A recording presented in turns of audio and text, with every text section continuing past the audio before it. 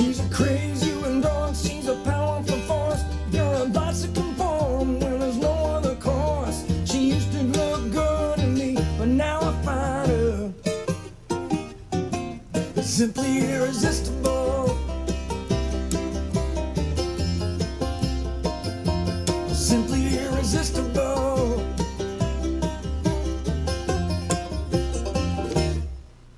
Her loving is so powerful, simply unavoidable.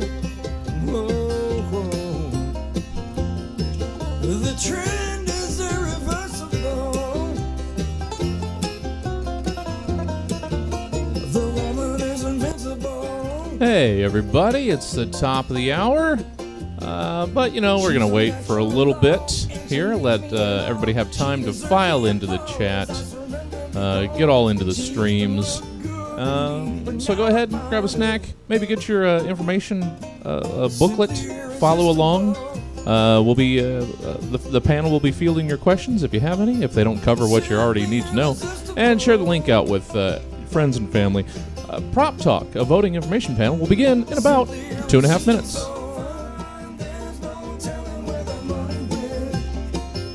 Simply irresistible.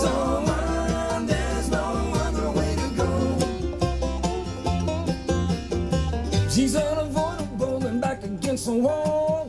She gives me feelings that I never felt before. I'm breaking promises, she's breaking every law. She used to look good to me, now I'm finding simply irresistible. There's no telling where the money went. Simply irresistible.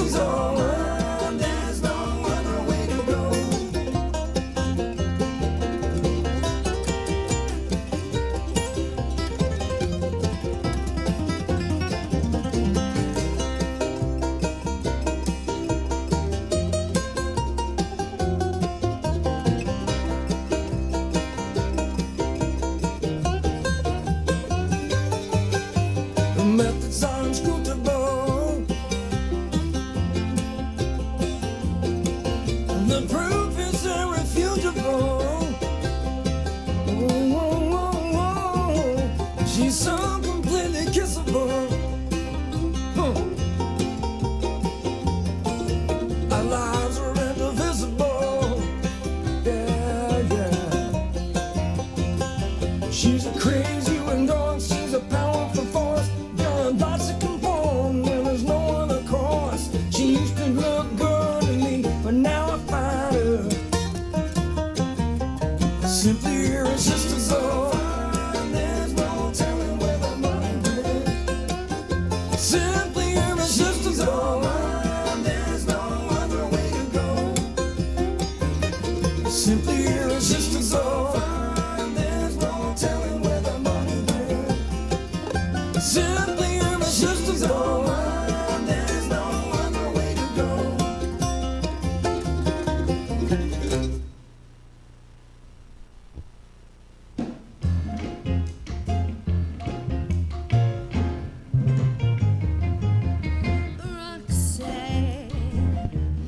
Welcome to the virtual Stab Comedy Theater. It's time for Prop Talk, a voter information panel. Please welcome to your screen the Prop Talk panel and your host, Heather Rogue. Hey everyone, how's it going? Welcome to Prop Talk. We are here to help you when it comes to some of the down ballot propositions as well as some local Sacramento measures. So we have a wonderful panel of guests today. Off the top, we have Dr. Flojan Kofer. She is with the Public Health Advocates. You can look up publichealthadvocates.org. Do you want to tell us a little bit about what you do, Flo? Sure. So I'm the Senior Director of Policy for Public Health Advocates, and we're a statewide nonprofit that does policy advocacy looking specifically at health equity issues. So we take a lens to everything from, chronic disease prevention to environmental justice issues to criminal justice issues. And we're always trying to think about what it means to be able to represent communities. And so the other part of my work is I'm the chair of the Cities of Sacramento's Measure U Community Advisory Committee, and I'm also part of the Sacramento Sister Circle Circle and have been working with the leadership team there since 2014 to develop a voter guide. And so I'm here wearing multiple hats, but primarily, you know, just here thinking about what's on our ballot and how can we make sure we understand it better and are well informed to be able to vote. It is a confusing ballot this year. Also on the panel, we have Councilmember-elect Katie Valenzuela. How's it going, Katie? It's pretty damn good. How are you? I'm doing okay. We also have comedian Johnny Taylor. How are you doing, Johnny? I'm doing fantastic. Thanks for having me, Heather. Johnny Taylor, you have a podcast with the Hard Times, right? I do. It's called Hipsterocracy. Releases every Wednesday. And yeah, it's been doing well and it's been fun and talking to a lot of great people. So Awesome. And last but not least, we have comedian Teo Morgan. I know him from, well, comedy, but you hosted Diversity and Dragons at Comedy Spot. What else you got going on? Right now I'm just trying not to get COVID mostly. And then I'm also trying not to get attacked by people who don't believe in COVID because I'm wearing a mask. You know, so I'm trying to figure out, should I be wearing a mask now? I don't know if it can be transferred via Bluetooth or whatever, or if it's still like a 5G. I think the phone is not 5G capable, so I think I'm safe from that. I heard that's a thing, so I don't know. That also, I got in a really bad car accident and I had to upgrade my car, so I have a Chevy Volt. So I'm trying to figure out if I'm okay with the fact I'm driving without gas. Sometimes I'm not even sure if I'm okay with that. That's basically where my life is at, though. And I am trying to figure out if I can take Diversity and Dragons to a digital, you know, format in a way that I like, but it's taken longer than I prefer because my life has been pretty chaotic. But I'm good too. And life, Awesome. but Well, I'm sorry to hear about your car accident. oh yeah, I'm sorry I brought it gets up. better. Actually, Okay, let's do you guys want to, we can move into some of these ballot propositions if everyone's feeling ready for it. I'm ready. So right here, okay, everyone, anything else, any more announcements we got to make? Let's do it. sistercircle.com website. You can go to sacramentosistercircle.com/vote, and then you can access the November 2020 voter guide, which I've got opened up right here on one of my 45 tabs. I'm also other tabs that I have open, just so you guys can see. This is Ballotpedia. You can go to ballotpedia.org if you want. I just searched California, and then it brings me straight to the California page, and then I can look up state ballot measures and scroll down, and there we have all of the statewide propositions. If I scroll down a little bit further, I can find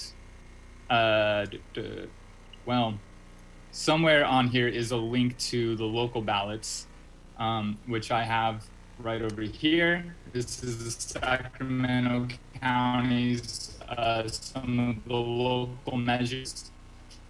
And then there's also used to look up voter information. So these are the resources I have available right now.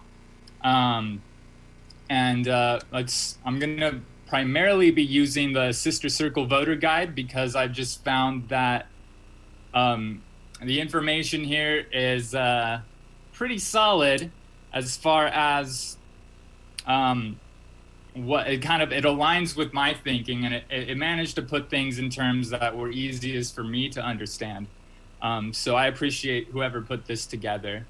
We can start with Prop 14, since that's the first proposition on people's ballots. Does that sound good to everybody? You guys ready to dive in? yeah, sure. Go by the numbers. Yeah, so there's 12 propositions, and then several measures, including like A, B, and C. And I don't know. We can talk about some of these other Measure J, Measure K. I honestly don't know much about those. I only really know about A through C. Me too. Those are the Are these fun ones. even? These aren't showing up on my ballot. So I don't know. Are people even voting on these? Yeah, if Depends you're on in that who it is. district. Anyone? Yeah. Yeah, I'm not in that district. Okay, so it's about a district thing. Got it. Okay, so I think we're What shows up mostly in your going to be ballot sticking is to always measures about where A, you B, live. and C for Sacramento. What was that, Flo?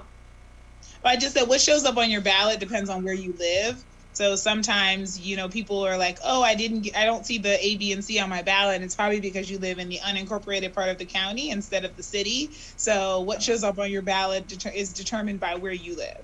So everybody in California is going to have the propositions, but the measures are going to be different based on where you live and what county, what city, and what they have on their ballots.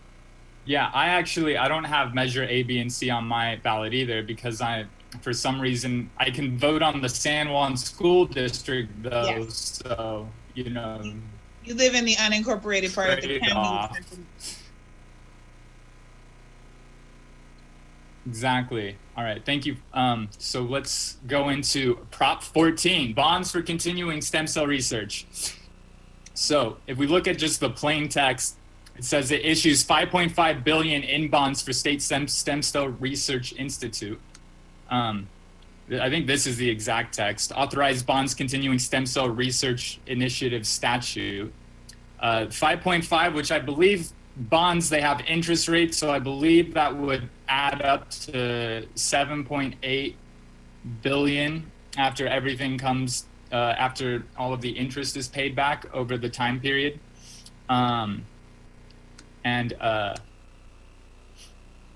The Sister Circle is recommending yes on this. Can you explain why this is a yes vote? Flo or Katie? Sure. Katie, do I you mean, want to take it or do you want me to? Flo's the doctor, so I feel like she should take this one. So, stem cell research is incredibly important for a lot of the medical discoveries that we've made, and in fact, some of the ways that we've been able to treat COVID-19. We don't have a cure, but been able to treat it have come from stem cells.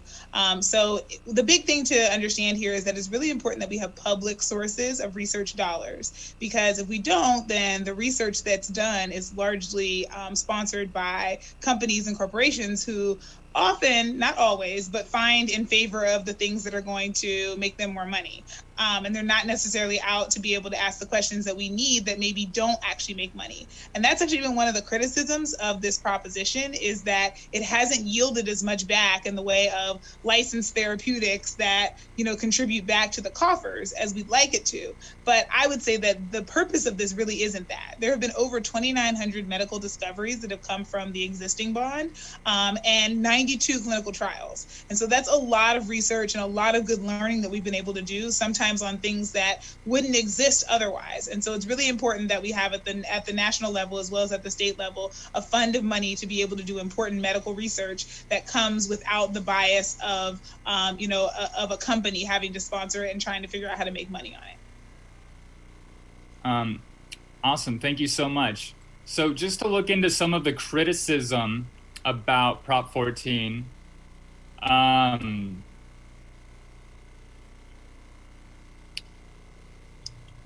one of the criticisms is that people wanted to turn a profit. Another criticism comes from the Little Hoover Committee Agencies Board, a lightning rod for calls for more accountability. The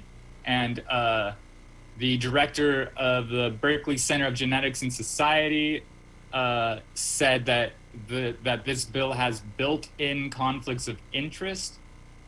Can you speak on that at all? Is that something that you think is warranted, or do you think that that it's delivered the goods and has shown that it hasn't actually? It's like when you talk about conflict of interest, you're talking about, well, is the money actually going to research? Is it actually delivering what it promises? Or is it about like administrators taking their cut and just kind of pretending to be delivering a service? And so you mentioned, which it's over here, we have 2,900 medical discoveries though, right? That's no small feat according to this. So do you think, so I'm assuming you think that it's like worthwhile, right? Or do you think that those are warranted criticisms? Well, from my understanding, there weren't actually named conflicts of interest. So I'm not sure. So a conflict of interest typically means that somebody who is saying we should do this also stands to benefit from it. And the only built-in kind of conflict of interest is the state of California, right? It's like, there's a possibility that you could make money from these, the patents that come along from this. But that's, when it comes to conflict of interest, we usually think about immediately enriching yourself, not something that is a little more farther down the line of that, of like, hey, if I do this good thing, then in 3 generations, my kids will live better. Like, that's not usually something we consider to be a conflict of interest. It's usually like, if I do this, I'll make more money because I get a contract or something like that. And so from my read of the bill and from my understanding of the current entities that have been supported by this, there doesn't seem to be a conflict of interest. And so it wasn't clear when that criticism was levied what exactly it was pointing out or who it was talking about. Okay, so it's hard to that's a good respond point. because I don't have any information Right, they're about not that. specific. So they could mean they could mean anything, and they could just be saying that in order to drive distrust about the prop because they're not able to name names. That happens a lot. Yeah. Now there's also another criticism. This comes from the Orange County editorial board. They say that times have changed regarding the original rationale because originally under Bush in 2004, when the first version of this proposition passed, there was a federal ban on stem cell research. But because this federal ban is no longer in place, they're arguing that California could just go to the feds for this funding. What do you think about that? I was going to say, I want to laugh with Johnny. That's ridiculous. Yeah, they're totally going to be on board with that. Yeah. I mean, this is an example of a time when, it's really important that states have their own funds for these because we've actually been a lot more stable at a state level in terms of, our position on funding research than the feds have been. And if they pull the funding again, then we have to go about the process again of being able to mobilize more money. So there's no real downside to being able to have state funding. If we don't need it, it doesn't get spent, right? If researchers aren't applying for the grant money, it just will stay in the state coffers. So there's no downside if they happen to get federal funding and don't need ours, then they won't use it. But there's really no downside to being able to authorize at least having it so that if we need it to be able to continue research, especially if the feds pull out, that we will be able to continue that. Awesome. Thank you so seems much. Can I Teo, interject? do you have any questions? Yeah, well, I just wondered too, because it seems like we're just around the corner from a 6-3 ruling saying that the feds can't fund this kind of stuff. So I don't know. To me, it just seems, if this isn't funny, I guess my job is to be funny, but it seems it'd be good to have built-in redundancy, Yeah. so that California stands on its own and says, we'll fund this even if the feds won't. Yeah. Thank you. Johnny, you got any thoughts? Yeah, I mean, there's going to be 0% chance that a Republican-led Supreme Court would initiate any kind of funding for California. I mean, a Trump-led White House, he's denying fire funding. So, I mean, anything science-based, I think probably wouldn't get the okay, especially not to the tune of just under $8 billion. But yeah, I voted yes on this one, and I think stem cell research is super important. And I think it's done a lot of good. And honestly, I think we're just reaching the tip of the iceberg in what stem cell therapy can do. So, Thank you so much. And Katie, do you have any thoughts to add? No, I'll just say what Flo said. She's smarter on this one than I am. Heather, Okay. Heather, real quick. Yeah. We've got a question from Facebook Uh-huh. from Evan Michael Minton. The question is, what about if we spend money on this? It takes away from what other bond/taxpayer money could be spent on, such as social services, especially in light of the Fed ban being lifted. So it's questioning, I guess, the use of this money for this that is also taking out of potential use for other things in light of the ban lifted. That's always a consideration, right? Every time we make a funding decision, we have to decide, if we spend it on this, is this going to take away from something else? So Evan, you're absolutely right. Like, it's something to consider. And if you have other things that you think are more important than this one, then that would be a consideration for folks to decide whether or not they want to vote for this one. So yeah, we should always be considering, like, if we make this decision, what other decisions might we, be hindering ourselves from being able to make? I don't know what other bonds are, this is the only one on our ballot right now.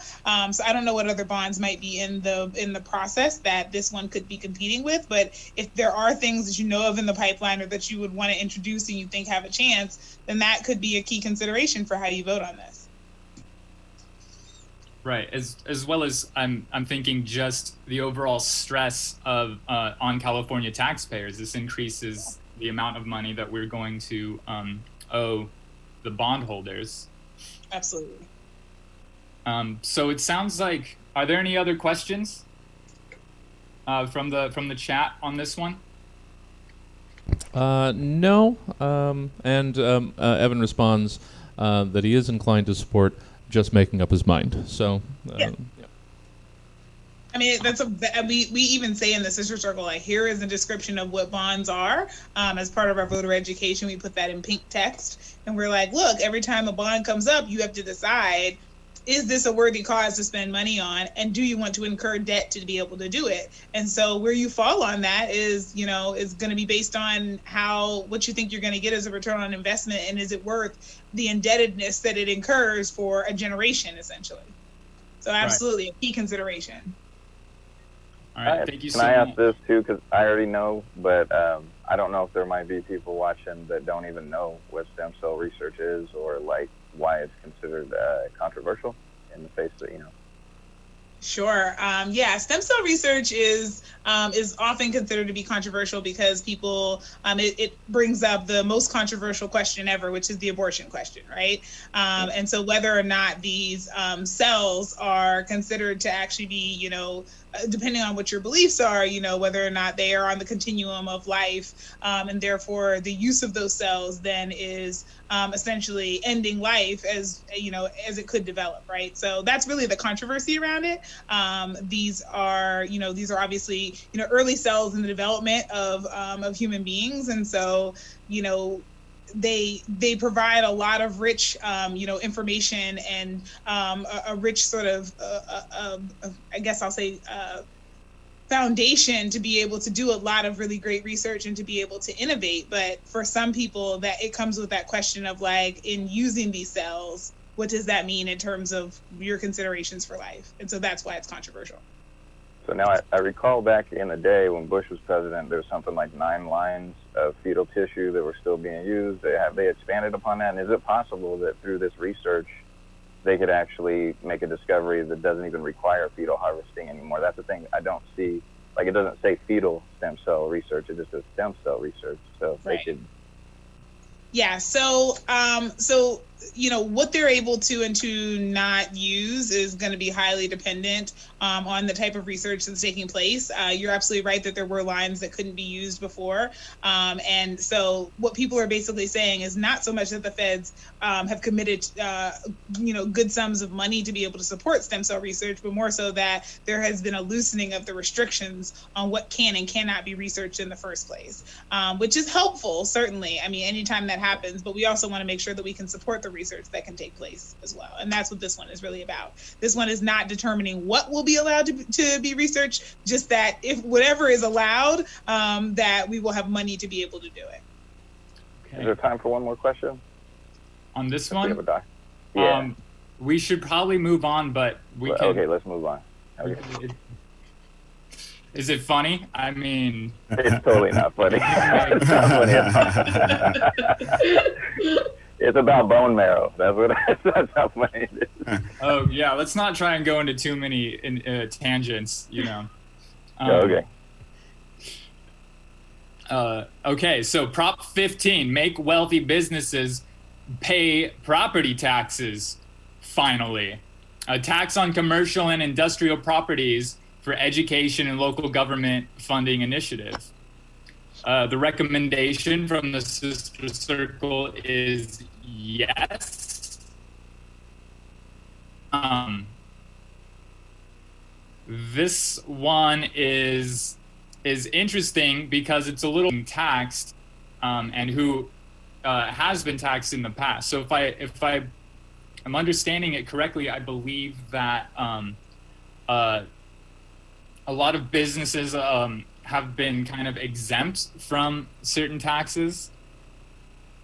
Am I looking at the right one? Commercial property taxes have been exempt. So or they have paid very little in property taxes compared to what you or I would pay in property taxes if we owned a home. And so this is essentially closing that tax loophole. Or partly closing it. They're still not paying the same amount. Right. And I've heard yeah. So if I look at this Proposition 15, somewhere on here it says that I think most, like the vast majority of the new taxes from this bill would come from the top 10% of California businesses. Yeah, because it's limited so that it doesn't apply to properties under or businesses under $3 million. So like the mom and pop shops that are on all your commercials, like they're not going to see any increase. It's the big property holders, it's the big businesses. And so like the biggest folks are not just Disneyland, but Chevron, which is part of my day job, is to argue with oil companies. And Chevron has been paying the same property tax rate on their properties since the 70s, which is like part of the reason. I mean, most of local government money comes from property taxes, for better or for worse. It's how we pay for schools. It's how we pay for all sorts of stuff, good and bad. And so it's just stuck the local budgets at the same level when these folks are just raking in profits hand over fist. So is this accurate? This comment that I've got in the chat here from Laura Null, that apparently the corporations they do pay property taxes, but they're based on the sale price and not the current market value. And they don't go up at the same rate as the residential property taxes either. So even if you own a home, over time the property tax will go up a little bit. It won't go up to the same extent though as if you were to just purchase that home new and it was valued at a higher price. But it does go up a little bit. But you're kind of locked into that rate. And the commercial property tax rate has not been orchestrated in that way at all. They paid far less, and they don't have the same tax increases. And so this would change that calculation.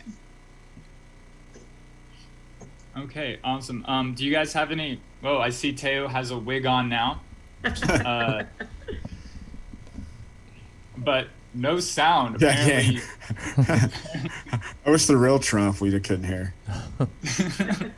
No, right? There's a follow-up question that is somewhat pertinent to us, asking, won't this also affect any building that houses more than one business, such as the people who own the building that Stab is housed in? So that's a good question. Would Stab Comedy,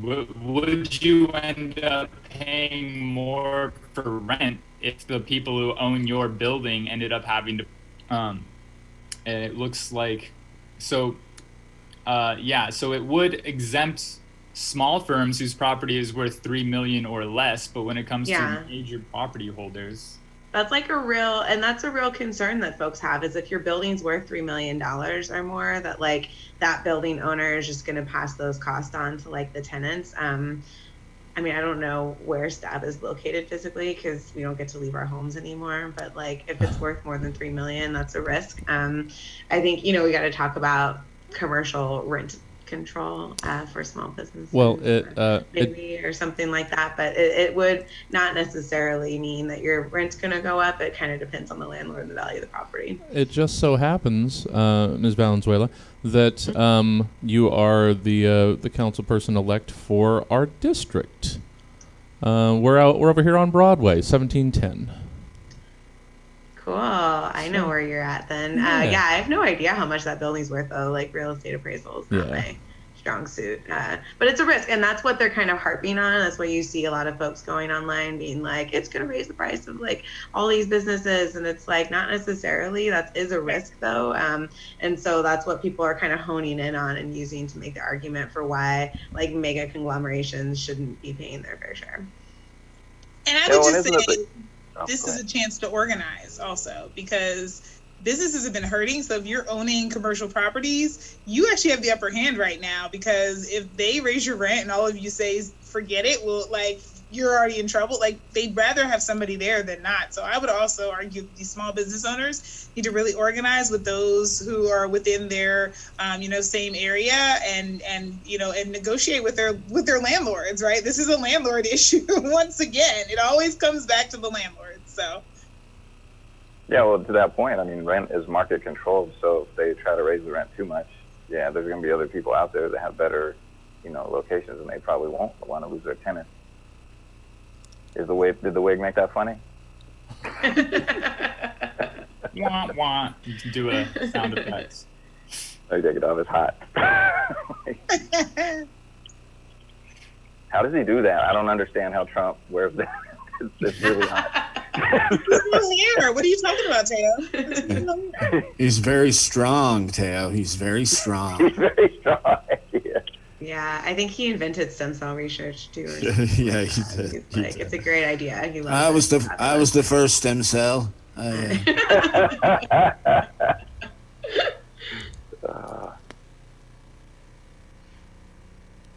trying to figure out if it says, oh, here we go. So the state fiscal analyst estimated that upon full implementation, the ballot initiative, oh, but I didn't catch COVID. The ballot initiative would generate between $8 billion and $12.5 billion in revenue per year. So that's a substantial amount. And, we were talking about competitive taxes when it came to ballot Prop 14. And so when you talk about, how we're going to have to pay that bond back if that prop passes, well, this is somewhere where we could get that money from. Yeah, and it's just more in the coffers at the local level for us to spend on, cool stuff like, helping small businesses afford to start up. And I mean, there's a lot that like local governments are going to be able to do, hopefully, with this money. Plug for people's budget, Sacramento, anyways, so that they can actually do the work that might be left behind after all this passes. So, yeah. Does anyone else have any thoughts on this one? How's everyone voting on this one? I'm voting yes. Slam dunk, yes. Mm-hmm. I'm voting yes too, and I'm sorry to stab if that means their rent's going to go up. They got to organize. Is that building worth $3 billion though? Like legitimately, like I'm really curious now. Stab's gonna go out. I mean, Sacramento real estate's gotten so wild. Like, there's a part of my brain that's like, is it? Right. Let me go to Redfin real quick. All right. Moving on, we have Prop 16. Bring back affirmative action. Repeal Proposition 209, the Affirmative Action Amendment, to allow diversity as a factor in public employment, education, and contracting decisions. So this one is a little bit complicated. I've heard people thinking that they need to vote no in order to vote in favor of affirmative action because the wording is about repealing a pre-existing affirmative action amendment, but that pre-existing amendment is actually banning consideration of race and sex as factors in employment, education, and contracting. So I guess does anyone have any thoughts on why affirmative action is important? Well, I did want to do a plug. My notes, quote unquote, mostly come from the Western Center on Law and Poverty, which you can access their voter guide by wclp.org. But they recommend a yes vote on it. I don't see anything because it just says it's going to reverse a 1999 initiative approved by California voters to ban the use of affirmative action in all forms. It doesn't say anything about reversing any, legislation regarding affirmative action prior to that. I don't know if that's. Yeah, that's how I took it like that too. Katie and Dr. Flo probably help us. Yeah, please. I think it was 1996. Now, I'm not a native Californian, but I think the Prop 209 was passed in 1996 and basically made it so we can't consider race and gender and other, identities in part of education decisions, decisions for contracts, et cetera. And so the idea here, my bottom line on this is, and for all the factors, but I use race in this example. Race is a factor because racism is a factor.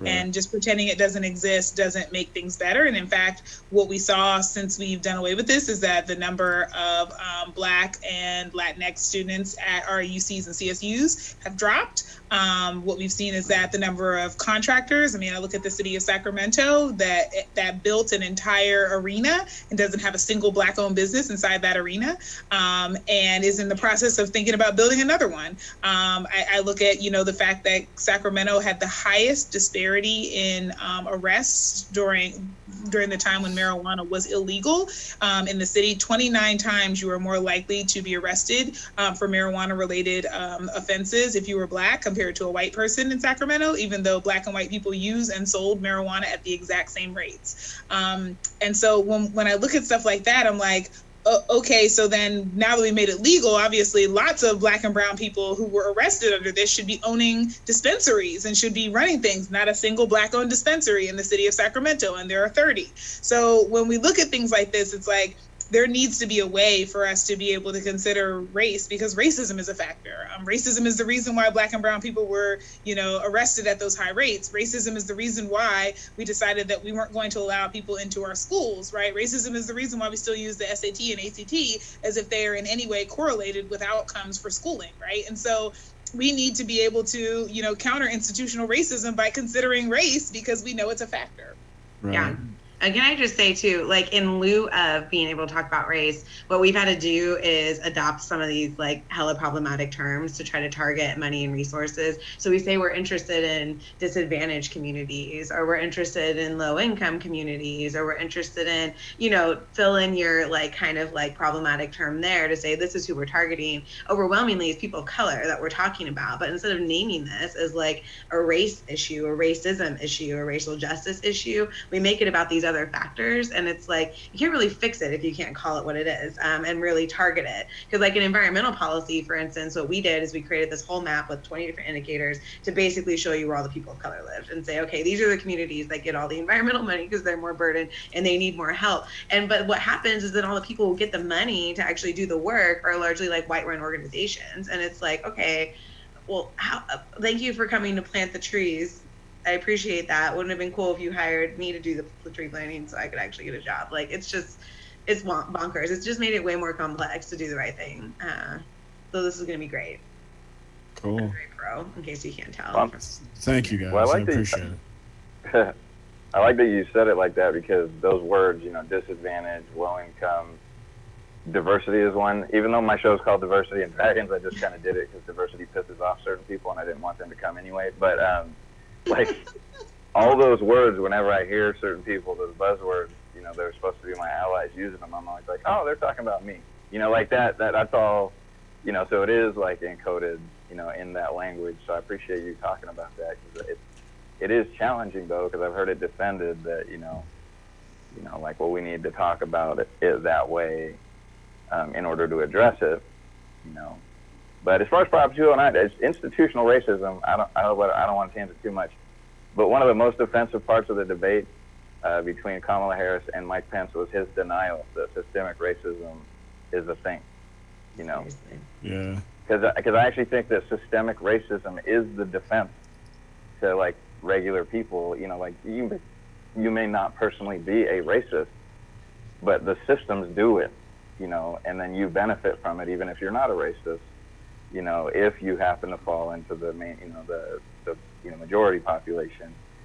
And so I think affirmative action is, but I will say this, Prop 209 I was kind of happy it got passed, because I was like, now I don't need to hear people complain about affirmative action, but they still do.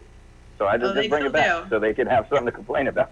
No, I still had people in my freshman class say that I only got into the program I got into because I was Native American, and I'm just like, cool, you're an asshole. You actually can't do that anymore, but like, thanks, jerk. But no, it's like what you're saying too is because it makes it about the communities. Like, no, something's wrong there. You know, like people talk about like, oh no, like low income communities. Like we didn't create that, but we did. Like, you look at a map, like I show these maps when I do presentations on like environmental justice. That's what I do in my day job. And I'll show like the segregation maps, the racial covenant maps where you couldn't go if you were not white.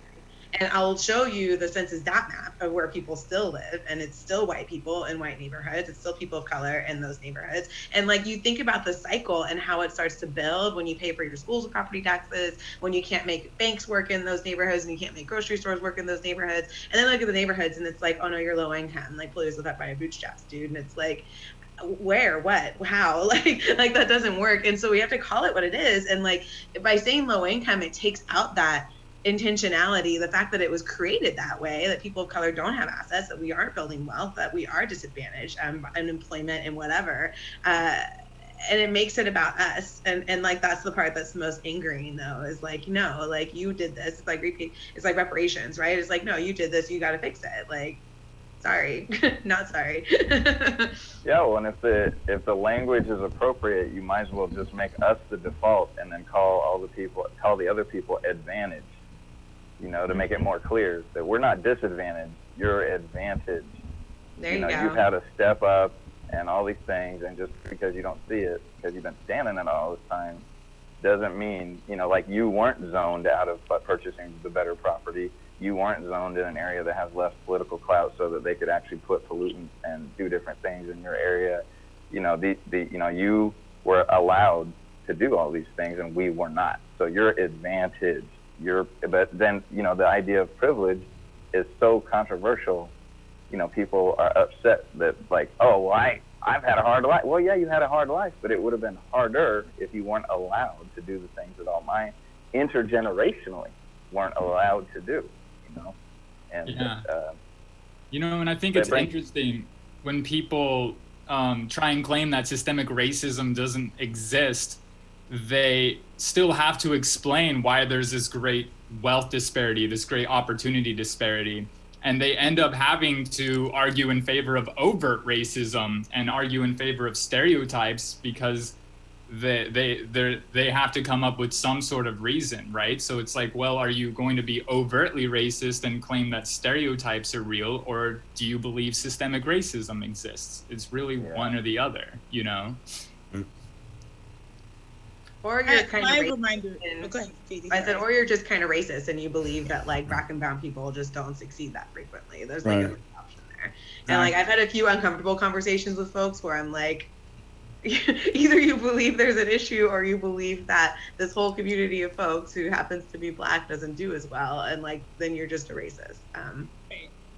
And that's, I mean, that was exactly what I was gonna say. Like, there's a point at which we have to acknowledge that when something is happening to a wide berth of people, it's probably not the people. And I know that that's really hard for us as Americans because we're so ingrained into this like individual culture. So here we have an entire country where we're all heavier than we used to be, 50 years ago. And instead of all of us looking up and saying, gosh, what has this world we live in done to us? We're all like, man, I just don't have any willpower. I need to do better. And it's like, but the whole country, we all lost our willpower at the same time. Right. 70% of us just willpower out the window. Like, seriously, is this what we're thinking? But it's so ingrained in us, I think, culturally, to believe it's us. And so we go to bed every night beating ourselves up for the cookies we ate, for the snacks we did, for the workout we didn't do, instead of thinking like, you know, our grandparents weren't better than us. They lived different lives than us. And like, why is it that all of the ways that our lives are designed now are leading to this same outcome for most of us? Like 70% means that's the norm. so why do, and I use obesity because it's something that affects all of us, right? It's like, it's crossed over. It's just an American phenomenon now. And it's like, here's an example of something we need to stop individualizing. And the same thing is true when you start seeing entire wide swaths of people who should not have something in common but do. It's like, clearly it's not the individuals. Clearly there's something else going on. Right. Jesse, do we have any questions from the chat on Prop 16 before we move on? We did have one quick question that was just disregarded. So no. the person that asked just disregarded their question. Awesome. So Prop 17, restore parolee voting rights. So this would amend the Constitution to restore voting rights for people on parole for felony convictions in California. Now, speaking of systemic racism, when you talk about why this is important, it kind of comes back to the same issue, right?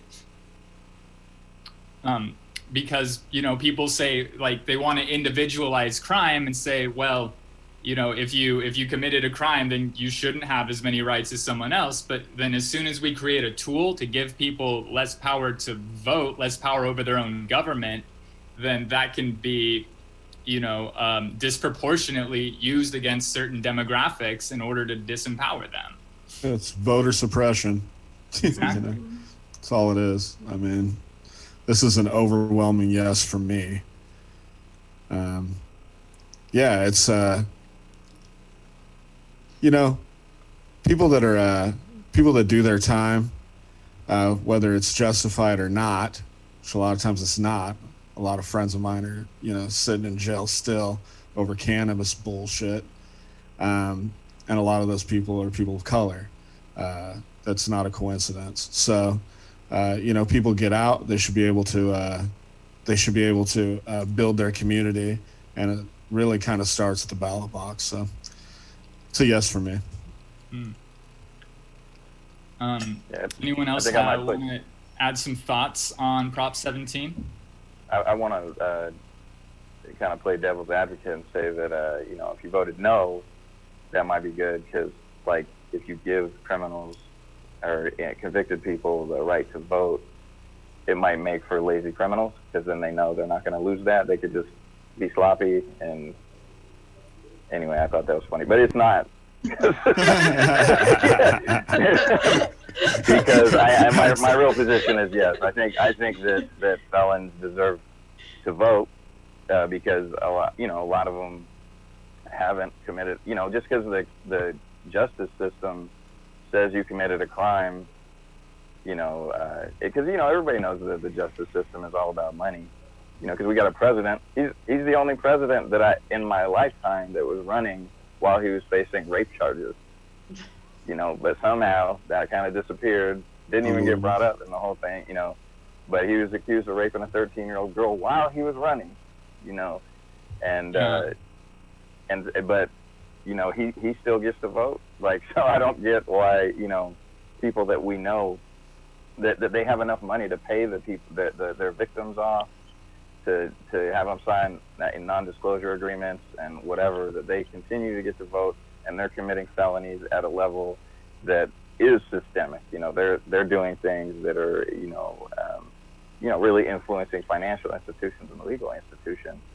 Yeah, well, and the thing about it too is that we can talk about how to disincentivize crime without opening up the door for more voter suppression tactics. You know? Yeah, well, I was totally joking. I'm not like I don't want serial killers to get better just so they yeah, it's a good I think point what he to was argue saying that. is like, maybe if they knew they'd get their right to vote, someone's gonna be like, all right, I'm gonna commit a felony now, and it's like, Yeah, like yeah. I'll get to vote when I get out of Right. the They house. probably I just already really- have things on their mind, disincentivize them than the right to vote. At that Yeah. point.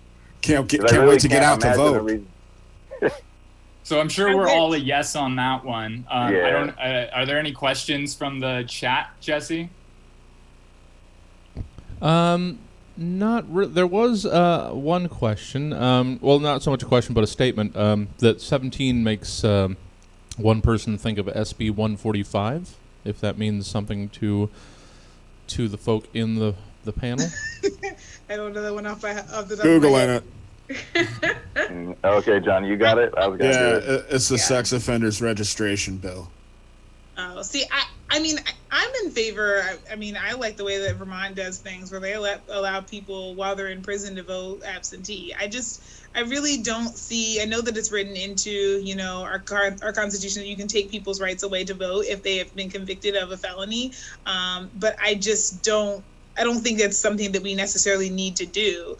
And I don't think that things will devolve into mayhem just because we allow people who are incarcerated to vote. So I know that's not a widely held maybe opinion, but that's where I am on it. I'm just like, why can't people decide where the bonds money for, you know, from the property taxes is going, and decide whether or not we need rent control and like things that are going to affect them even while they're, you know, in prison. Like we let other stakeholders, like as a property owner, you get to vote on property taxes. So why would it be that people who aren't, you know, property, you know, what people who are incarcerated don't get to vote on criminal justice? Like, Well, why like, not?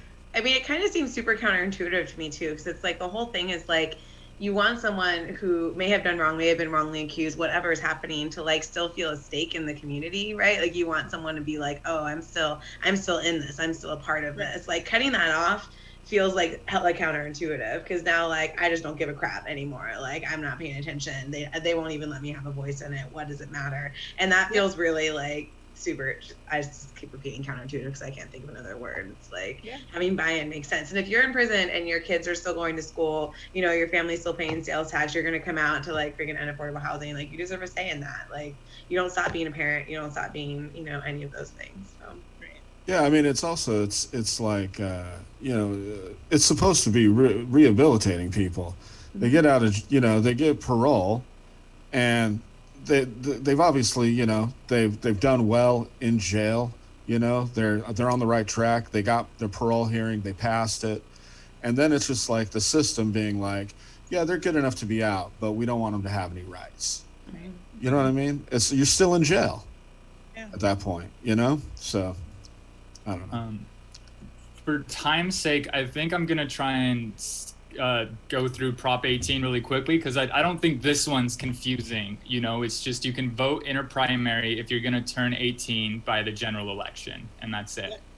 No brainer. No, I just like it. Somebody was like, oh, well, kids, like one of the opposition arguments is like, well, kids don't really understand. And I'm like, you know, some adults don't really understand, and we don't take away their right to vote. Right. And like, I was just on a text bank earlier for my friend Tamika with like 3 14-year-olds who were spending their Saturday afternoons texting for a flood control district member. And I'm like, I want you to vote. Like, and I could take it away from some adults if we need to, but like, it's just wildly stereotypical to be like, a 17-year-old doesn't care enough to vote. Like, also, not just a 17-year-old. I mean, this is the thing.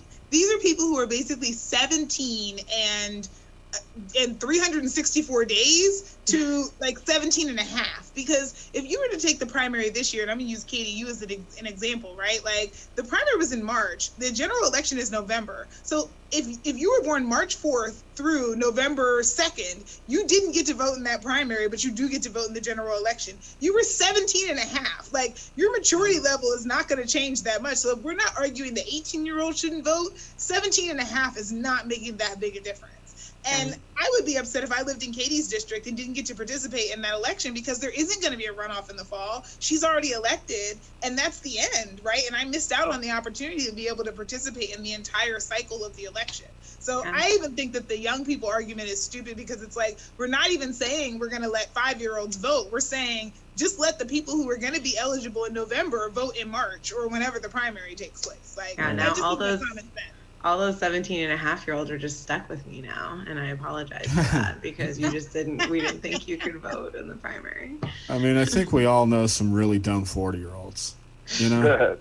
I mean, we're comics. We see them we used to see them every night. Just the dumbest of the 40-year-olds. And they're like, people probably want to see me talk. I thought that's what I was here to represent, that demographic. Actually. Like, the only thing I have to say about this is I think that everybody should automatically be registered to vote anyway. They could send you a check automatically, you know, your stimulus check automatically. They can, you know, do a lot of other things. You know, we're just in a different age than any of this was. And I especially think Native Americans, African Americans, Mexican Americans, all who have been systematically attacked by this government need to automatically be registered to vote, you know. But of course, that's not the proposition. That would be ideal, right? But yeah, we should probably move on to right. Prop 19. This one's a little bit complicated. So this is a tax transfer, exemption, and revenue for wildfire agencies and counties amendment. It says, Prop 19, it says, let your grandparents and Uncle Percy move. And basically, the initiative lets homeowners who are 55 and older, people with severe disabilities, as well as people who lost their house in a fire, to retain the same tax assessment as they were already paying, right?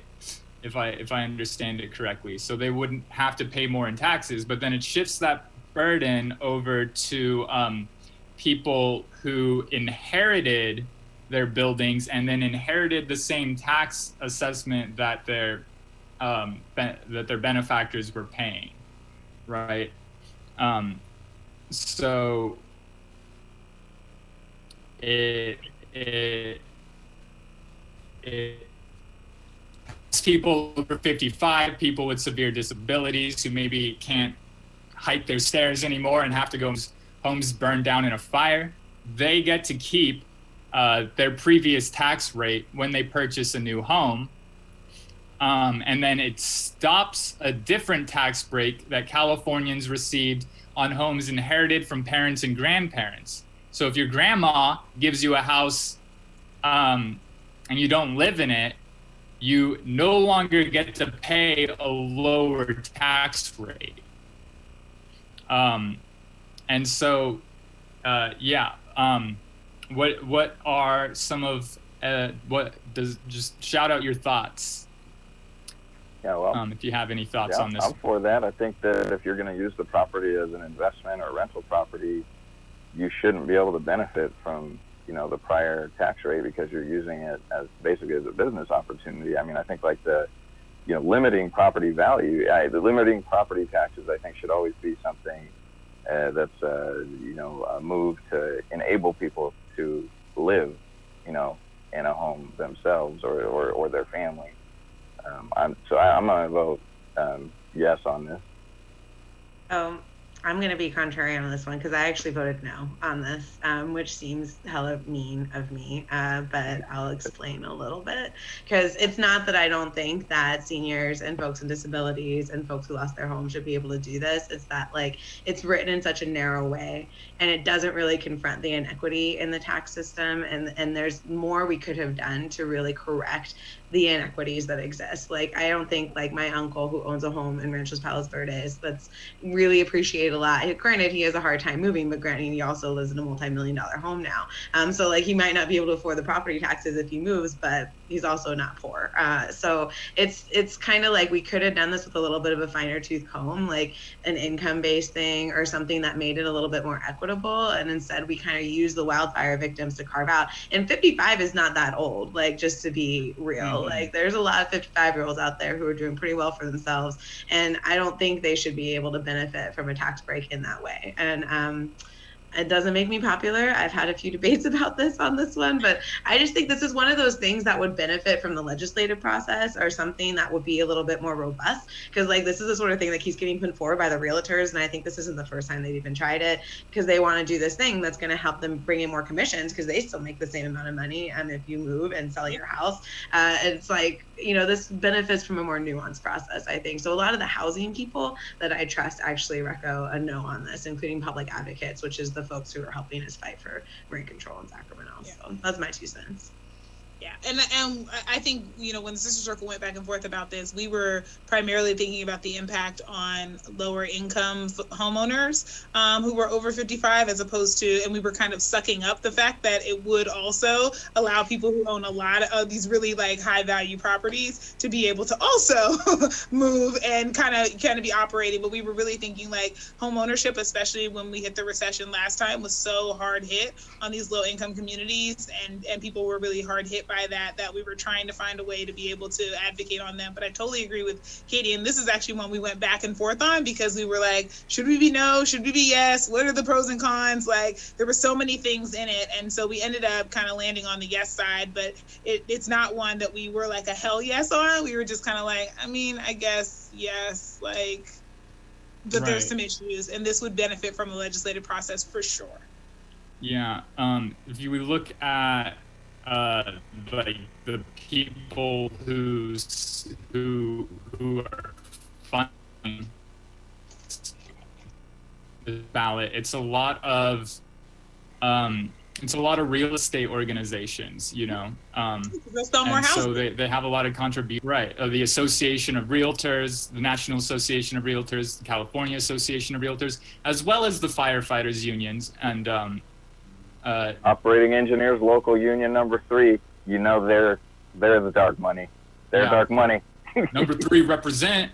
I like how they list them. I like how they list them with their little 10K donation in the same like chart as someone who donated $30 million. It's like, oh, and the operating engineers. It's like, okay. Well, it is a mixed bag. I mean, that I would say that.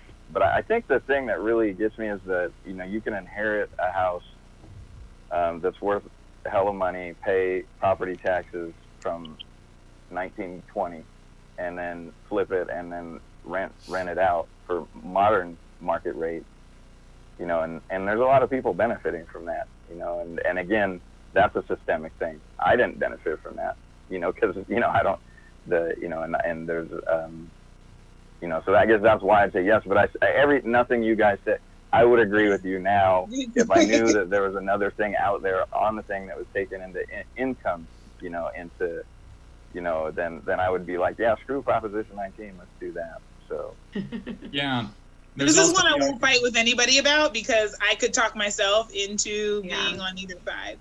Right.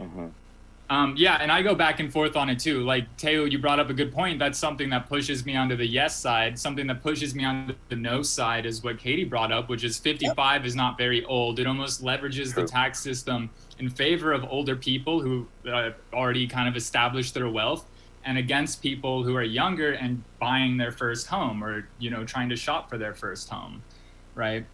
True. Oh, we've all just accepted that we're not buying homes, right? Just for the record, Jeff Bezos is 56 years old. Yeah. Just putting that out there. He's doing pretty good. He would totally benefit from this, wouldn't he? It would give him that little notch on his next trillion. Jesse, do we have any questions on this one from the chat? Let's see. There was just a clarification. So if you inherit a house from someone and you do live in it, you pay the tax rate they did? Yeah, you get the tax rate if you live in it. You don't get the tax break if it's not your primary residence. Okay. Require that inherited homes that are not used as principal residences, such as second homes or rentals, be reassessed at market value when transferred. Right. Yeah, see, I'm for that. I'm for that. Okay. That should be another thing. That's the challenge of this one. Right. We were like, it's like this seriously was back and forth. This is what's messed up about the referendum process, though, is like it's this mixed bag. They're trying to put like enough of what enough people want into it so that it'll pass and give them the thing that they want. And it's like, it's so frustrating because like there's a few on this actually that I see where I'm just like, oh, I can see that, but what about that? And it's just, it's a calculation they're making that it's kind of like measure A, which we'll talk about, that you'll want this thing more enough that you can ignore all that other stuff that you don't actually want. Yep. Mm-hmm. It's messy. Well, not like anything's clean in policy and politics, but this is realness. It also in Yeah. there says it would appropriate money for wildfires and whatnot, wildfire control, which I'm also for because that's not going away, it's just getting worse. Well, honestly, we've spent hundreds of millions of dollars in wildfire prevention. We put so much money in California that we can't even spend it fast enough. Like they just started subcontracting out to folks who, guess what they do? They hire a bunch of migrant workers from the fields and bring them up and send them out to clean stuff up and do fires without training or safety. And like, there's all these stories of, anyways, I could keep going. But like, we already have more money than we know what to do with in the wildfire space. Honestly, it's not like one of those dials we can just keep turning up and down. Like, we just got to change practice. It's going to take time. True. So yeah, that sounds like throwing they're that not out spending there. it right there. Yeah. Hundreds of millions. They take all of the money. And so as a climate person, it's like, we go, oh, you're drinking water. Here's your like 80 million. Oh, wildfires, here's 500 million. And I'm like, Oh, help me out here. Okay. Does anyone have some final thoughts before we move on to Prop 20? Dun, This dun, one, dun. this one was still blank for me, so thank you guys for Yeah, helping. absolutely. That's gonna help me make a more informed decision because I'm way too dumb to understand this one. Yeah. Like, I mean, my household will probably be split on this one. That's why I said this is one I'm not going to fight with people on because I almost think it's like, oh, yeah, that's good. That's terrible, right? Like, it's a mess. yeah. Mhm. Yeah, so we don't have as strong an opinion on this one as we did on some of the previous ones. But moving on to Prop 20, this is, I like the language here actually. Cops tone-deaf attempt to repeal 2004 Prop 47 and steal folks' DNA. This is I love it. criminal sentencing, parole, and DNA collection initiative. So this one, I don't know. To me, like I looked at it and I was just kind of, it's like they phrase it in a way where it's like, oh, domestic abuse isn't even a felony, and we need to make it a felony so that we could, capture all of these domestic abusers. Or I think they also mentioned human trafficking, which I don't even know if that's true or not. But that's some of the It's things nothing to that do they're with this on. bill. Yeah. It has nothing to do with this bill. That's the problem. Right. So there's a lot of misinformation on this one. Then it sounds like. Yeah, a lot of just, Can you we shouldn't even call it explain this one a little misinformation. bit more? This falls into the category of just lies. So we just need to be really clear about that because this falls into the category of it's not misinformation, it's intentional deceit. Right. Mm-hmm. Do you want to run it down, Flo? Sure.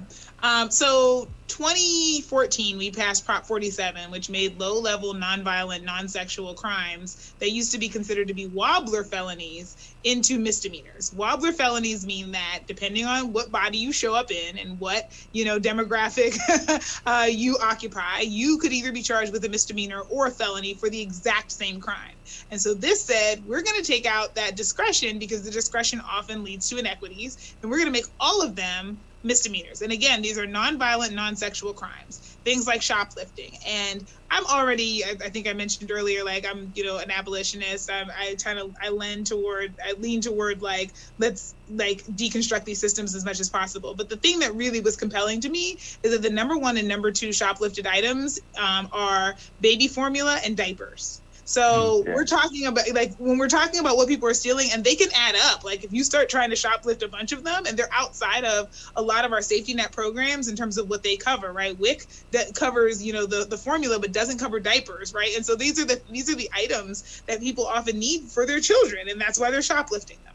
And so that in 2014, we all said yes collectively that we wanted those to be misdemeanors. And then in 2016, we passed Prop 57, which said that if you're charged with a crime, often they're add-on crimes. So if you commit a robbery, there may be you possessed a knife and you had this, that, and the other, and all these other add-on charges that could come with them, 2-year enhancement here and a 4-year enhancement here. And what Prop 57 said, if you complete your primary sentence, that you then could be eligible for parole. even if you hadn't completed all those other add-on sentences. And we voted yes on that, in part because we are also ordered to depopulate our prisons and jails because they're overcrowded. And so that seemed like a really important, again, if the whole goal is rehabilitation, let's get in and get out, or let's never get in, but that's another conversation for another day. And so then here we come to 2020, and now the idea is to repeal essentially the elements of both of those things that we all agreed on and that have not caused the world to implode. 2020 aside, none of this is because we decided to let people out of prison, okay? That's not why you're at home all year. That's not why the National Guard was calling, because we let people out of prison.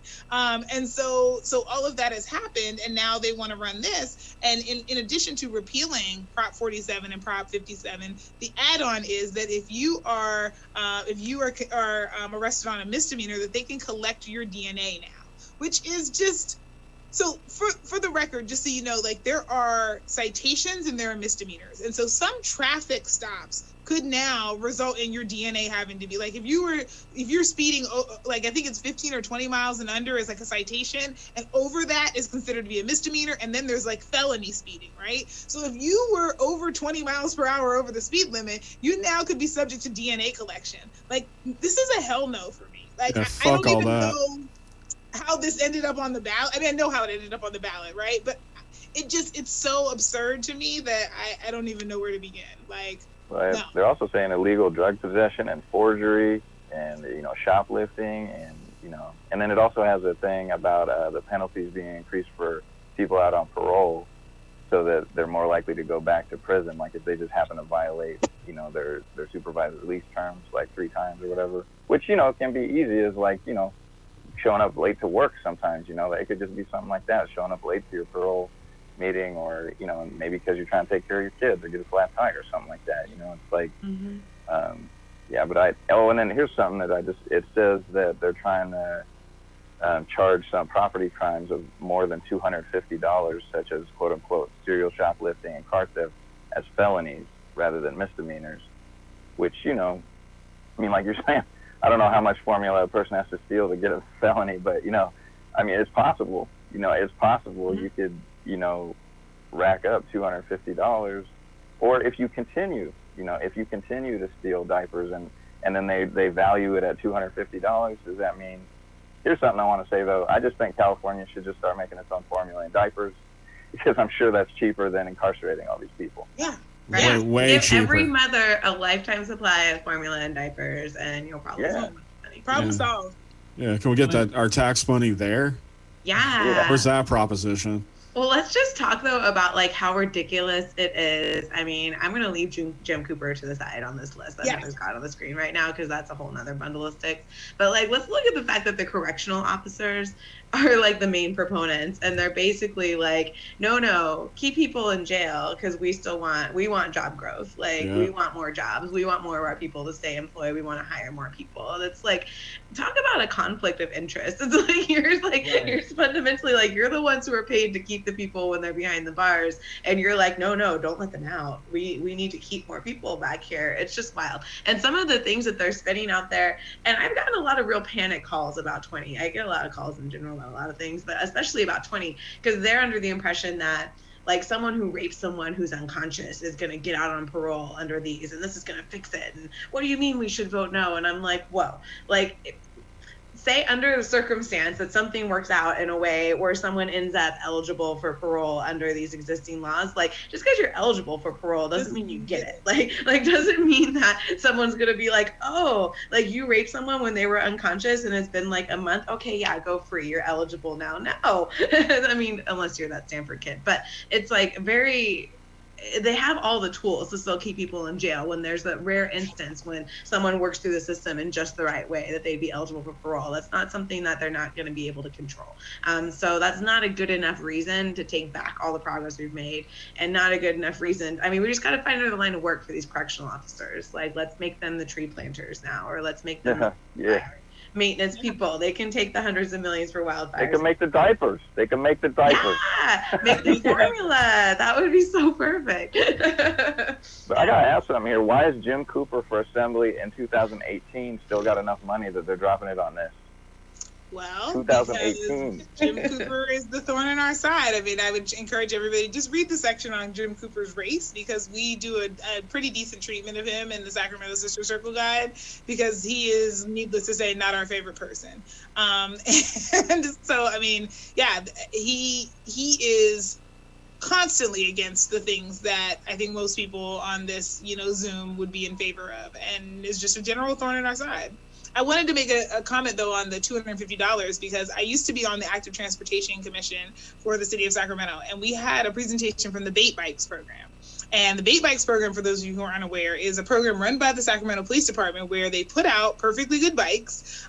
They lock them really insecurely, and then they put a tracker on them, and they see who takes them, and then they arrest those people. And with no sense of irony, the officer who came to present to us in, I think it was 2018 or maybe early 2019, said, people are really concerned that this is going to, disproportionately arrest, Black and Indigenous and people of color. And, that hasn't been our experience. We have arrested men, women, Black, white, Asian, Latino, all of them are just homeless. And I was like, so what you're telling me is that you insecurely lock up bikes, and then people who need them for transportation take them, and then you arrest them, and you don't see that all of them experiencing homelessness is a shared experience, and maybe you would do better to just give away the damn bikes. And then before he ended his presentation, he said, a lot of the bikes that people have donated to us for this program, first of all, if you have free bikes that you need, don't donate them to the police department. Like, what are you doing? And he said a lot of them have depreciated in value, so they're no longer over $950. So we don't have any felony bikes out. So if you could donate your high value bikes to us, we'd really appreciate it, because we want to be able to have some felony bikes that are out there. And I was like, we if I have a bike, homeless people out here. yeah, if I have $1,000 bike, I'm gonna tell you what I'm not gonna do with it, and it's donated to the police department to be able to entrap my neighbors. Like, it made no sense. And I was like, this is the problem. So lowering it to $250 would basically mean that most Walmart bikes, if they were stolen, would be felony worthy, right? Like, and this is like, I've had my bike stolen when I lived downtown at 13th and G. I get it, it's annoying, but it certainly does not meet the standard of having somebody not be able to ever in their life qualify for student loans, or be able to drive a truck or become a barber and get like a hairstylist license because they have a felony. Like, no, my bike was not worth that. Sorry. And they can't vote, Yeah, I'm like, just no. Hey, do you guys happen to know why Albertsons and Safeway are funding this? Because Safeway's craft ice cream is delicious, and I want to continue to be able to share it, but this is bothering me. Yeah, it's a weird one, right? It's like several police and correctional officers unions, and then a grocery store, Yeah. I guess because people shoplift things from grocery stores. I really stay away from our formula. Yeah. That's the only thing I can get. Or else. Okay. Jesse, are there any questions on this one? Nothing on this one. No. That's a good sign.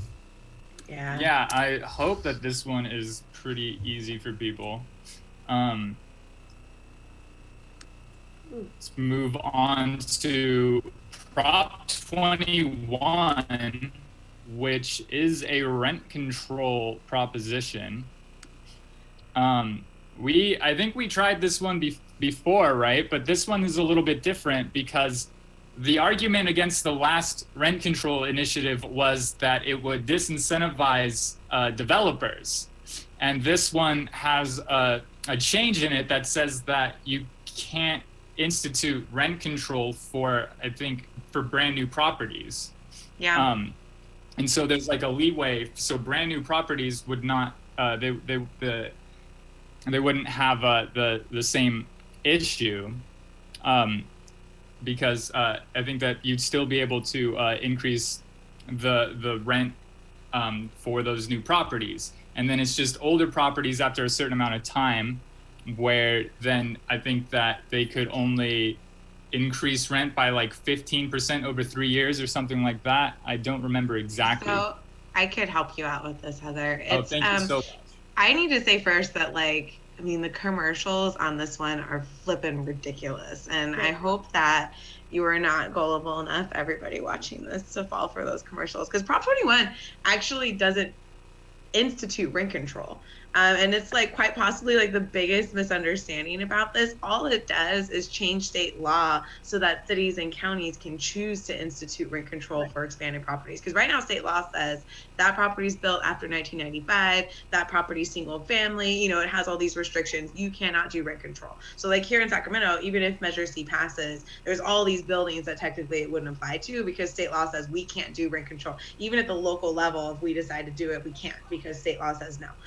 So Measure Prop 10 in 2018 that got rejected by the voters had the same massive media ad buys, which honestly, if these landlords just put the money that they spend into defeating these measures into like savings for renters, we wouldn't really be in this problem. Like just as a sidebar, you spend hundreds of millions of dollars on this shit and like just make the housing more affordable. I don't think it's rocket science, but I think like really what they did back then is they just removed the age restriction at all. So Prop 21 is different now because it says it still keeps the 15-year restriction. So like if it passed today and we did it this year, it would be housing built before 2005, but it would shift as time moved on and it wouldn't be frozen in time like the state law is. So all the stuff you hear on TV about the veterans and the seniors and it's going to hurt all this housing production is complete bogus bullshit. And the 15% really comes to vacancy. So the one thing that this does that is new, that is big, that is different, is right now landlords, when the unit is vacant, so like if I moved out of my apartment tomorrow, my landlord could decide that he's going to make it triple the price that it was when I had it and rented it that right. There's no restriction on what they can charge when a building is after that initial rent. They could rack it up as much as they want in between tenants. This says that you can't raise it if the cities institute the policy, right, that you wouldn't be able to raise the rent in vacancies for more than 15% a year, which is a huge improvement over what we have now, which is basically nothing. So, and we've seen it. I've seen neighbors move out and their apartments get listed and you're like, holy hell. So yeah, it isn't actually as scary as it is. And it's really frustrating, the arguments against this, because it's really about local control, which is kind of funny that like everybody who's out against this, I'm like, if we need this in Sacramento, then we should be able to do it, and you shouldn't be able to tell us no. Yeah, and Sacramento has some of the fastest. Jumped by 50% when I moved out. Mm-hmm. We paid $1,000 for that place, and then when we moved out, it was relisted for $1,500. Yeah, and it's crazy how quickly gentrification can happen when there's no cap on how much the rent can be increased. You know, this at least slows down rent increases to a level where people might not suddenly find themselves pushed out of their city. Yeah, this one's a little personal to me. My brother lives in San Francisco, and his landlord just last year raised his rent. I think it was like 300%. And yeah, it was because of the Costa-Hawkins Act that this thing is trying to re-engineer. So I'm going to vote yes. I actually think, though, that you know, since they're allowed to, like, you know, judge us based on our income and our credit rating and all that, I think that once you're in a building, them raising the rent should be based on your income. It should be like child support or spousal support. You know, they should be able to submit inquiry about your income to see if it's gone up and see if you're able to pay more. But if you're not, then you just stay the same. Yeah, I know that that's how a lot of like great like social housing, like public housing works, is essentially like you pay a third of your income in your rent, and like the idea is like you verify your income, and as your income changes, your rent changes. But like yeah, why can't we just do that everywhere? Like I get that landlords are worried that they won't be able to make ends meet, but I mean, there's ways to mitigate that, like rent boards. Well, like the thing they're demonizing, the thing that boggles my mind about their critique of the rent board, just as like a tangent, is because the rent board, like at least the way we have it constructed in Sacramento's measure, which we'll talk about later, it actually can grant exceptions if a landlord can justify, hey, I can't make enough money to like manage my property or get fair return on this rent increase. You're telling me I can only do it 5%. I've been charging $500 a month because I'm just one of those people who really love my tenant, and I can't make it work. And we could actually give them an exemption, which under current state and local law, you can't do that. There's nobody who has the power to say, gee, I'm sorry, this percentage doesn't work for you. too bad. And like, it just boggles my mind that like people don't get that. Yeah. Right, you can tell I feel real strongly about rent control. Yeah. As soon to be the only renter on the city council, this is like very important thing. Well, they're so, and landlords are allowed to be so invasive about our finances, but, you know, I think you should really ask them, like, why are you raising my rent? You know, because, like, presumably when you took on this property, you know, there were certain fixed, you know, financial aspects about this. So if like, your costs went up while I was living here, I didn't do that, you did. You know, like, I didn't do anything to you to make this more expensive, you know. Great to be able to push that on the landlord and be like, well, how many evictions have you served? You know, you get to ask how many evictions I've had, but what are you doing? How many, you know? Jesse, do we have any questions on this one? Not directly on this one. There was one tangent, but given that we're 83 minutes in and just getting to halfway through the props, Are we doing all of them? I advised him it probably wasn't best to get you guys off on another tangent. Yeah, okay. Are we doing all of the props? Yeah, I was planning on it. Time kind of has my time management skills were not super strong for this, but we've got 22, 23, 24, and 25 left. Well, nobody cares about 22, right? I mean, we're all gonna vote yes on that, right? Because we hate drivers for Uber. Right. Free market capitalism wins every time. No, I just hate how many we can go through Prop 22 very quickly. I don't know. A lot of people seem to be misinformed and think that the drivers are the ones pushing yes on Prop 22. Which I haven't seen any organization of drivers saying yes on 22. I've only seen the companies themselves pushing yes on 22. Well, it's the drivers that they're paying to go on those commercials. And it's like, if my employer, my main source of income said, do this commercial or else we might have to close down in California, like, that's not a raging endorsement from anybody in those commercials. Well, they're actually pushing it in their apps. If you open like Lyft and Uber, it actually tells you to vote yes on this. Yep. And they're offering discounts on your rides, which is legal apparently. So you say you're going to vote yes, and they can offer you a 30% discount on your ride. Stop it. It's legal. That's the worst. Because it's a discount, it's not a cash incentive to vote. Yeah, I'm like, isn't that them buying your vote though? Like, if I was really broke and I'm like, oh sweet, 30%, like. I could still say yes and not. And vote yeah, no, you're right? sure right. can. You can say yes and not vote. But like, how is that not buying votes? I don't understand. Because I mean, this whole campaign is like buying votes. You know, when they do those things where somebody has this chart. I think it's Alfred. I forget his last name. He makes this chart of how much money is spent on the props every cycle, and like he scales the boxes based on how much money. So you see like Prop 14, Prop 15, Prop 16, and then they get to Prop 22, and it's like, and I'm like, how is this not?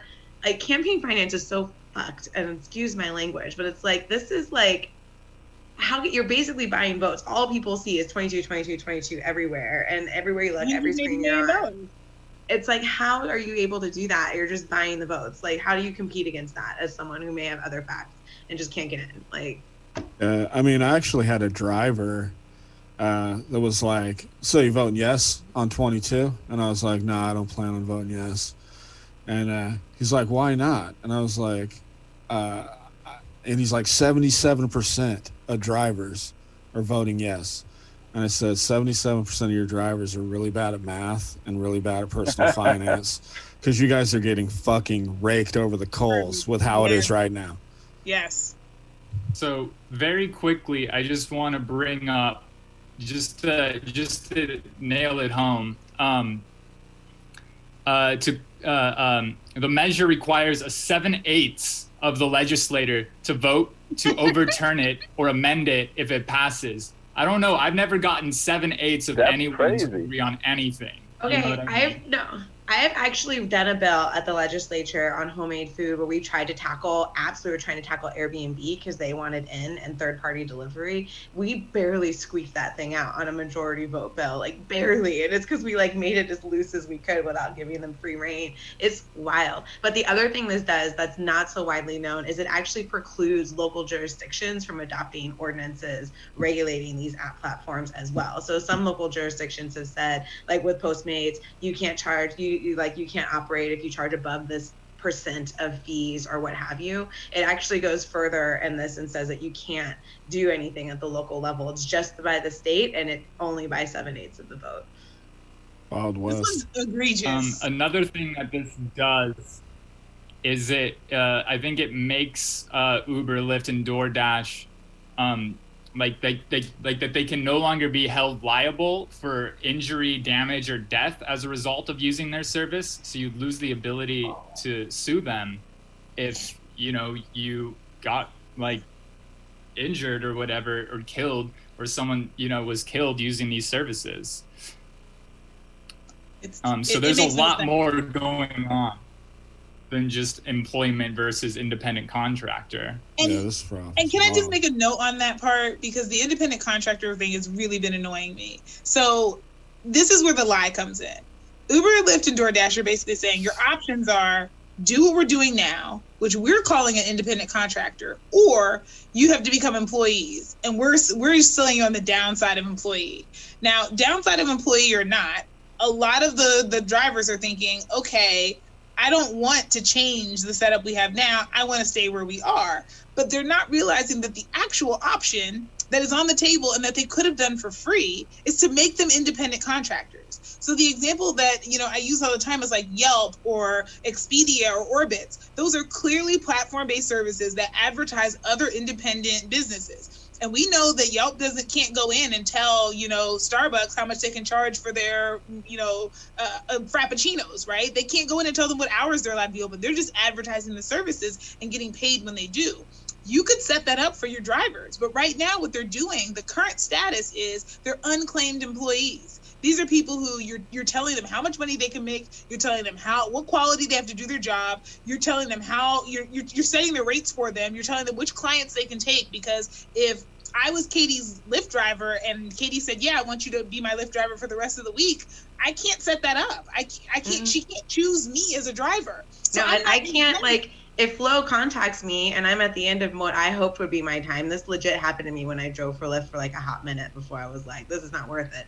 And like says, I want you to take me to Folsom one way. I don't know. I can't say no, I'm not going to drive you out there. And then I'm the one who has to drive myself back. Like I have no control over where I'm going or who I'm taking there. And they don't even compensate me for the fact that like now I just ended up 30 minutes from my home and have to drive back on my own. They don't compensate you for that. It's complete wild. I had a guy once contact me. I picked him up downtown. He did not get out of my car for 3 hours. He had me running errands with him. He had me stopping and waiting in the parking lots for him. And I didn't feel like I could say, dude, I don't make money when I'm sitting here like waiting for you in the parking lot. It's like a fraction of the rate. I ended up making like $40 on that ride. And I remember being like, excuse me, like take out my costs, take out my taxes. Like what the fuck just happened? Like, and I had no control over that.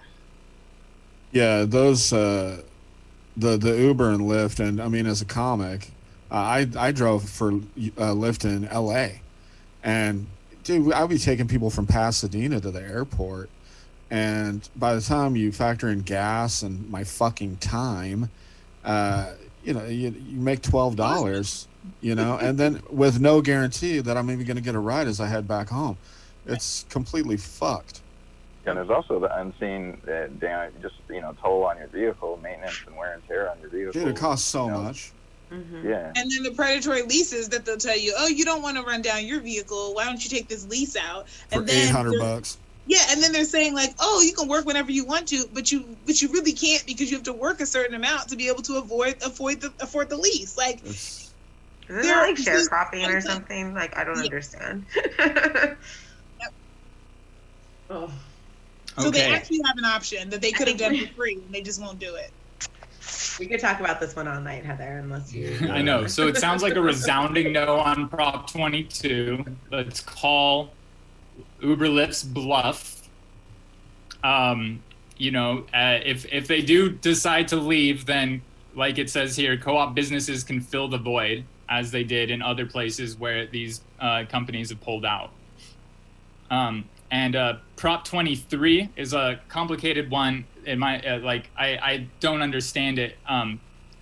Basically, what I understand about it is that it would require dialysis clinics to have a doctor on site, and it would also require these clinics to get approval from the state in order to close down.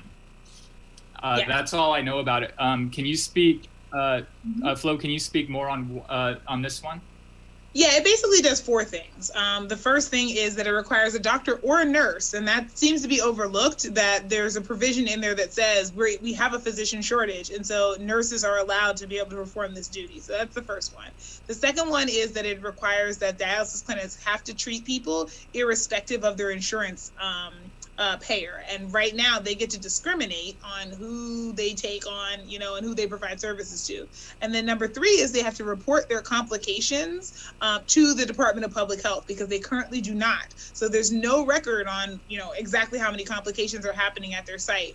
And then the fourth one is that they're not allowed to close down without first getting approval from the Department of Public Health to make sure that those services exist. Because every time something ends up, and this is the second time, there was Prop 8 in 2018, that something like this ends up on the ballot to try to regulate this incredibly unregulated system of medical care, which is unlike any other medical service that you get, in that you need to have it for multiple hours a day, 3 times a week, and that it's not covered under some of the other provisions for medical services. So they get to operate really independently. They get to operate without medical oversight. And right now what's been happening is that these people who have end-stage renal disease and are on dialysis are already incredibly sick. They likely have some sort of cardiovascular disease that led them to this. And then anytime there's a complication, because they don't have the appropriate staff on site, they call 911. And so then those patients end up having to pay for their dialysis, pay for a 911 trip, and then pay for an inpatient visit at the hospital. And it's expensive. And the dialysis clinics have to bear none of the responsibility of that, while also being able to make unbridled profit, because they're not subject to what is called the medical loss ratio. And the medical loss ratio was put in place under the Affordable Care Act to say that when you pay your insurance premiums every year, 80% of them have to be spent on health care services, or you get a refund. And that first year, a lot of people got refunds because that was not happening. Well, the carve out in that is dialysis centers. So they can make however much money they want to.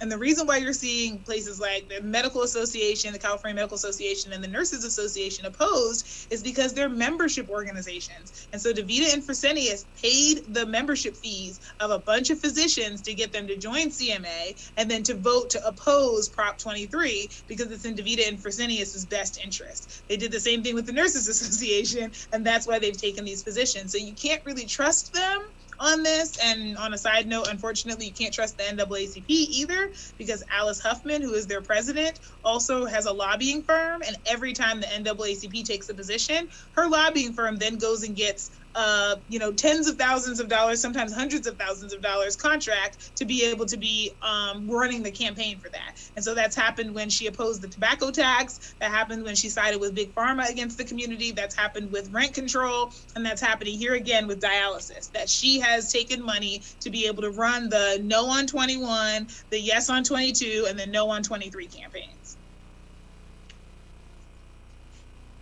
I believe the NAACP. I've noticed that the NAACP, they've been on the wrong side of a lot of issues on these props. Another one being Prop 24, which the ACLU. I'm sorry, what?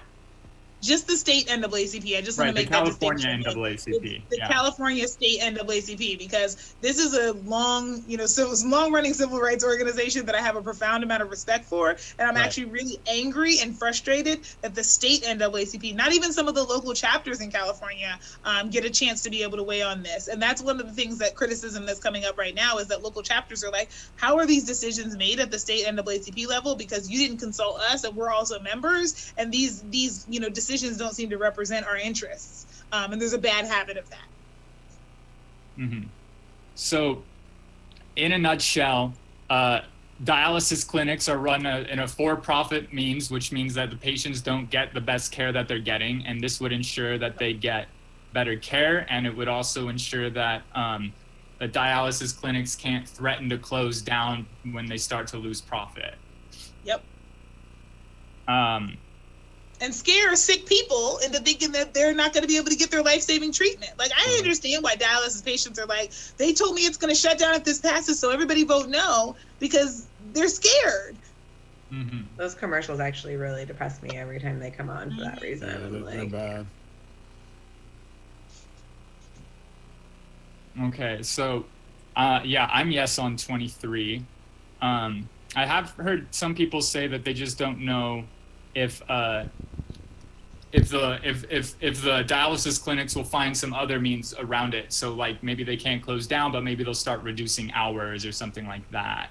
That's also included in the legislation. They're not allowed to change their services, which includes shutting down without approval from the Department of Public Health. So they wouldn't be allowed to do that, which is why they're trying to lie and tell people they'll have to shut down, because literally if this passes, they won't be able to do the thing they keep threatening to do every time somebody tries to regulate them. Okay. Awesome. Let's move on. Prop 24, pay to play consumer protections that nobody asked for. This is an interesting one because you read the wording of the proposition and it sounds like more privacy. It sounds like more privacy protection. And then if you look into it, it's like a lot of the privacy protection that they're claiming that they'll give us, we already actually have, they just haven't rolled out yet. Like we're gonna have a generalized opt-out feature for a lot of the data mining that occurs. And so that opt-out feature just hasn't rolled out across the board yet. And so it's almost like they're trying to beat the punch and be like, well, you know, here's this bill that will make it very specific, and then you'll have to opt out of everything individually. And it kind of bogs down the average user in trying to protect their data. And so it was almost, it was like written by data mining companies in the first place in order to circumvent a lot of the data protection that we already have that people don't even know yet, because a lot of this data protection laws that we already have in place in California haven't even gone into effect yet. Yes. So it's yeah, this is another one that the thing itself says, you know, expand the state's consumer data privacy laws. That sounds on its face like, oh, more privacy, but it's actually like making it much more complicated than what their current laws already have.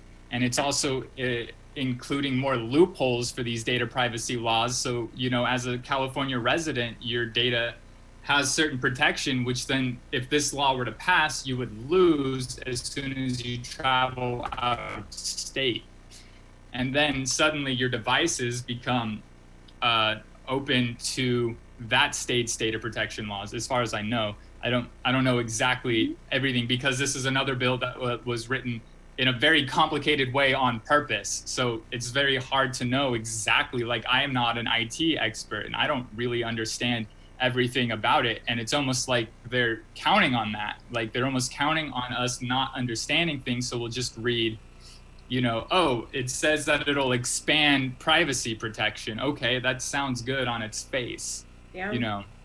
No, I mean, you nailed it. I don't really have anything else to add other than like, that's why you got to look at like ACLU. You got to look at Legal Men Voters. You got to look to the lawyers that you trust and say like, what are they saying? And once they said no, that's what raised the hard flag for me. So yeah, this is a big no. Same. Mm-hmm. Yep. And it says right here, yeah, the ACLU is against it. Alice Huffman, you mentioned the California NAACP is supporting this, but that's likely because she's receiving money from Correct. the lobbies. Well, I'm reading a little bit that they're saying that this actually allows them to collect data on like neighborhoods and use that to determine somebody's creditworthiness? Does anybody speak to that? Do you know anything? Yeah, that's a level of lawyer analysis that. But if ACLU says it, I trust it. Yeah, well, the ACLU is against it, so that does say yeah. Yeah. Yeah. That's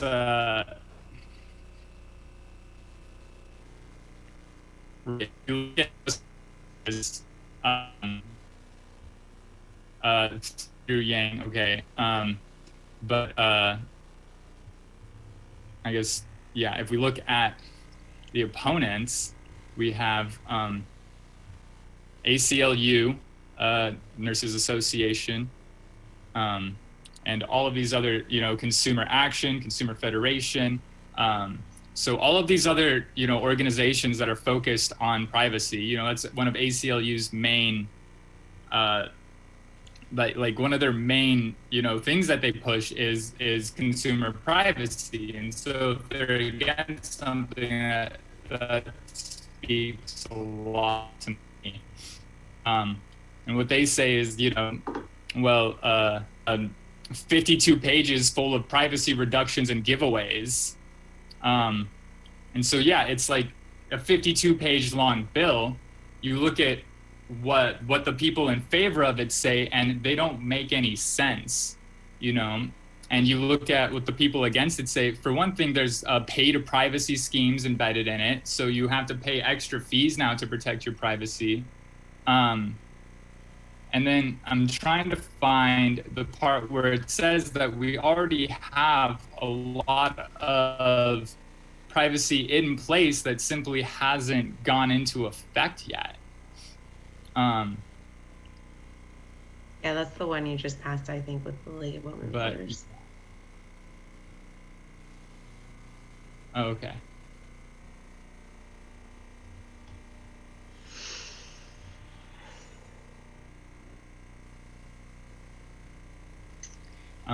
Well, anyways, I don't want to spend too much time because we're beginning to run out of time. We have one more proposition, and then I think we're just going to cover measures A and C. So let's do Prop 25 quickly. Yeah. So Prop 25 is one where, to me, it sounds very obvious, right? Because cash bail creates a wealth disparity system within the justice system, right? And it holds people in jail waiting because they cannot afford to bail themselves out.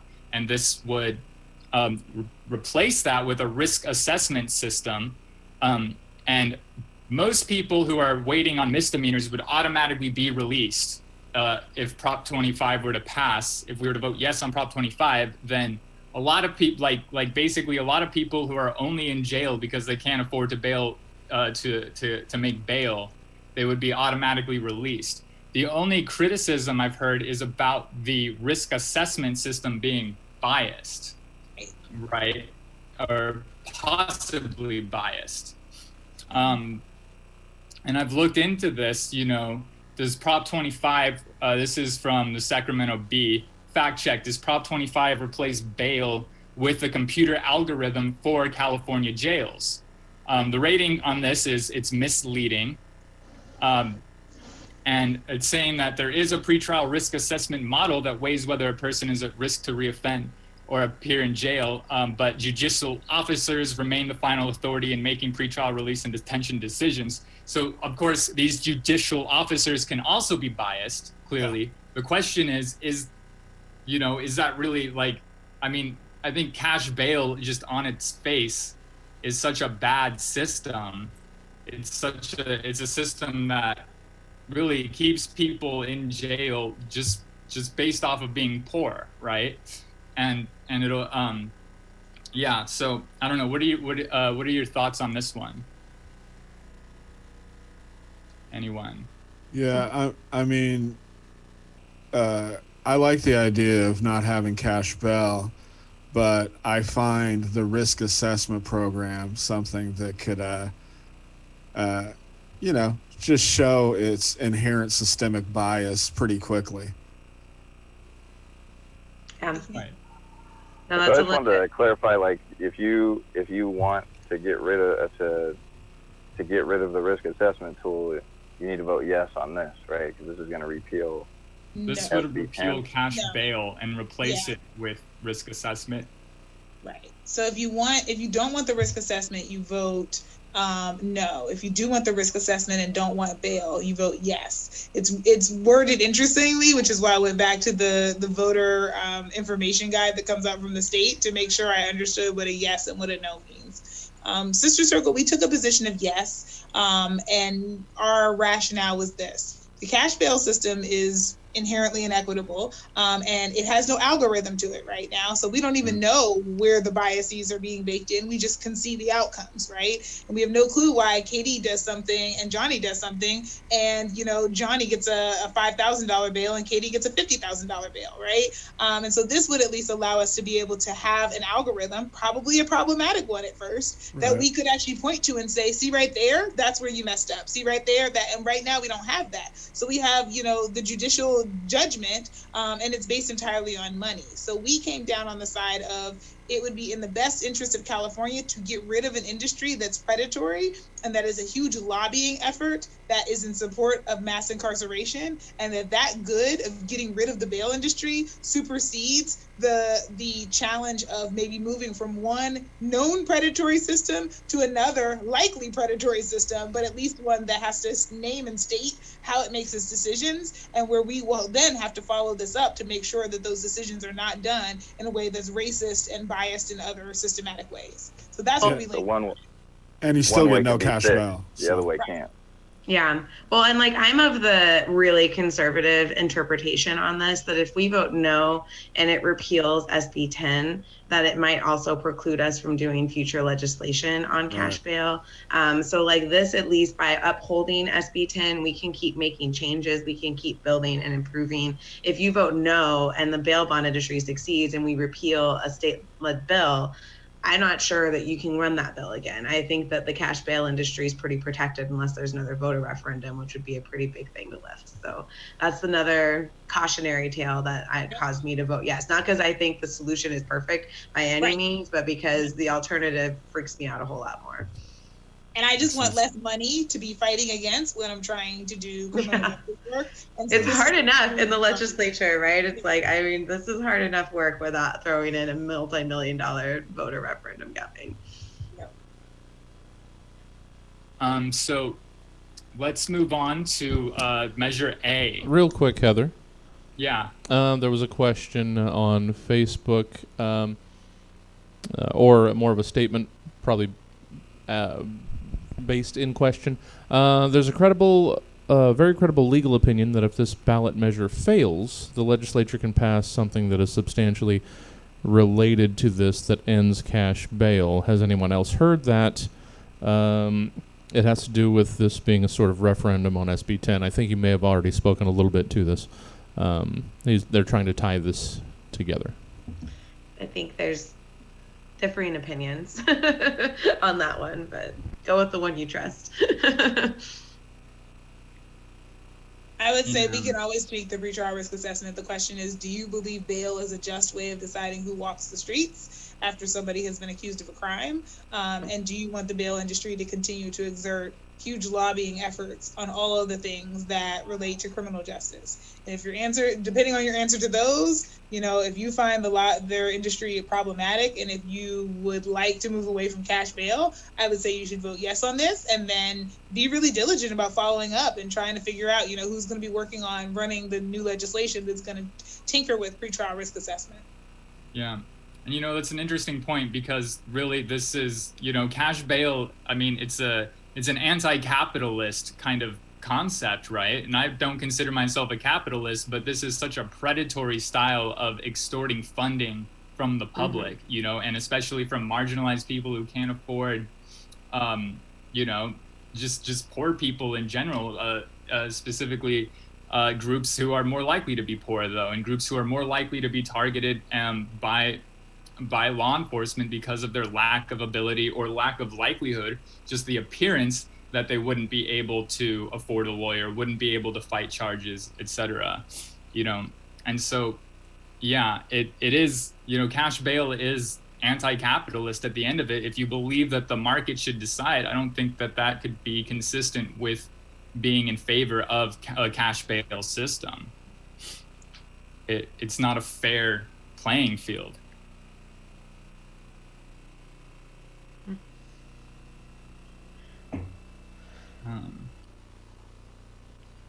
So Measure A, well, can you speak on Measure A, Katie? Sure. Measure A would create a strong mayor system of government in Sacramento. It would give the mayor full administrative authority as well as the ability to veto legislation that the council passes, including line item vetoes of our budget. This is a form of government that I think 5 other cities in California have, Oakland and LA being among them. And the mayor put in a lot of promises that sound very similar to things that a couple of us on this call have been promoting for a really long time, and made them super weak. Basically said, do participatory budgeting, but didn't say what that meant. Do equity analysis, but didn't bind any action. It was pretty weak sauce promises to try to make it sweeter so that folks who want that will vote for it, an unpopular idea. Very similar to Measure L in 2014, actually word for word identical for most sections. And so I am working with Flo and a whole range of folks to oppose it. Because it's just not the right way to govern. I don't want a savior. I don't want a mayor to come in and fix everything. I just want a mayor to listen to us. And part of what's so interesting is at the same time the mayor's promoting Measure A, he's been opposing Measure C and keeping Measure C off the ballot, which was a ballot measure that I know we haven't quite gotten to yet. It was signed by over 44,000 people in Sacramento to put that on the ballot. And he fought it all the way up through August to keep it off the ballot. And I'm like, okay, so you're not going to listen to 44,000 of us who say we want to vote on this, but like, we should give you more power to like make decisions for us and solve our problems. And that's not what we're saying. That's not what anybody is saying who's taken to the streets. And yeah, it's not the job I ran for. So I'm really hoping folks don't know on this one, in case you can't tell by my tone. Hell no. Strong no. I just am so mad that we have to spend all this time and money on this too, by the way. Like, of all the things that we need to be working on right now, from our budget to law enforcement reform to like rebuilding our flipping economy and folks who can't get work, like we're spending how much money? I think SEIU Local 1000 the other day gave 60 grand to the campaign for Yes on A. And I'm like, you have members who just took massive pay cuts from the state for this recession, and you gave 60 grand to a boutique ballot measure that's going to help the mayor get more power. Like, our priorities are just hella whack. And I think this is one of those times where I'm like, no. Yeah. Hell no. Hell no. Strong no for me. Yeah. Okay. Yeah. Why do people even want this in the first place? Because the people in power. Okay, I did this thing. Sorry, Flo. I did this panel with Angelique Ashby for the Central Labor Council. We did the debate with each other before they considered this, and one of the things that was said was like, oh, it's okay that only the powerful, I'm paraphrasing here, but basically what was said was like, it's okay that only people with power and influence will have access to the mayor because you're part of that union. It's like, you'd be part of that special club that can get access. So like, you want this. And when you look at who supports, which is actually a pretty paltry list, it's a bunch of individuals and a couple of orgs. It's developers, it's like labor union reps, it's folks who are in a position of high influence in our region that think this will help them get things done that they want done more easily. And it's super unfortunate because the whole range, actually every political party in Sacramento County opposes strong mayor. It's one of the only things we all agree on. Even the Green Party and the Libertarians are like, Republicans, the Green Party, everybody is opposed. Yeah. So it's just like, why? It's just, that's the only thing I can think of is like, people think it'll help them get their stuff through faster, and it will. Is that going to be in our best interest? Probably not. Mm-hmm.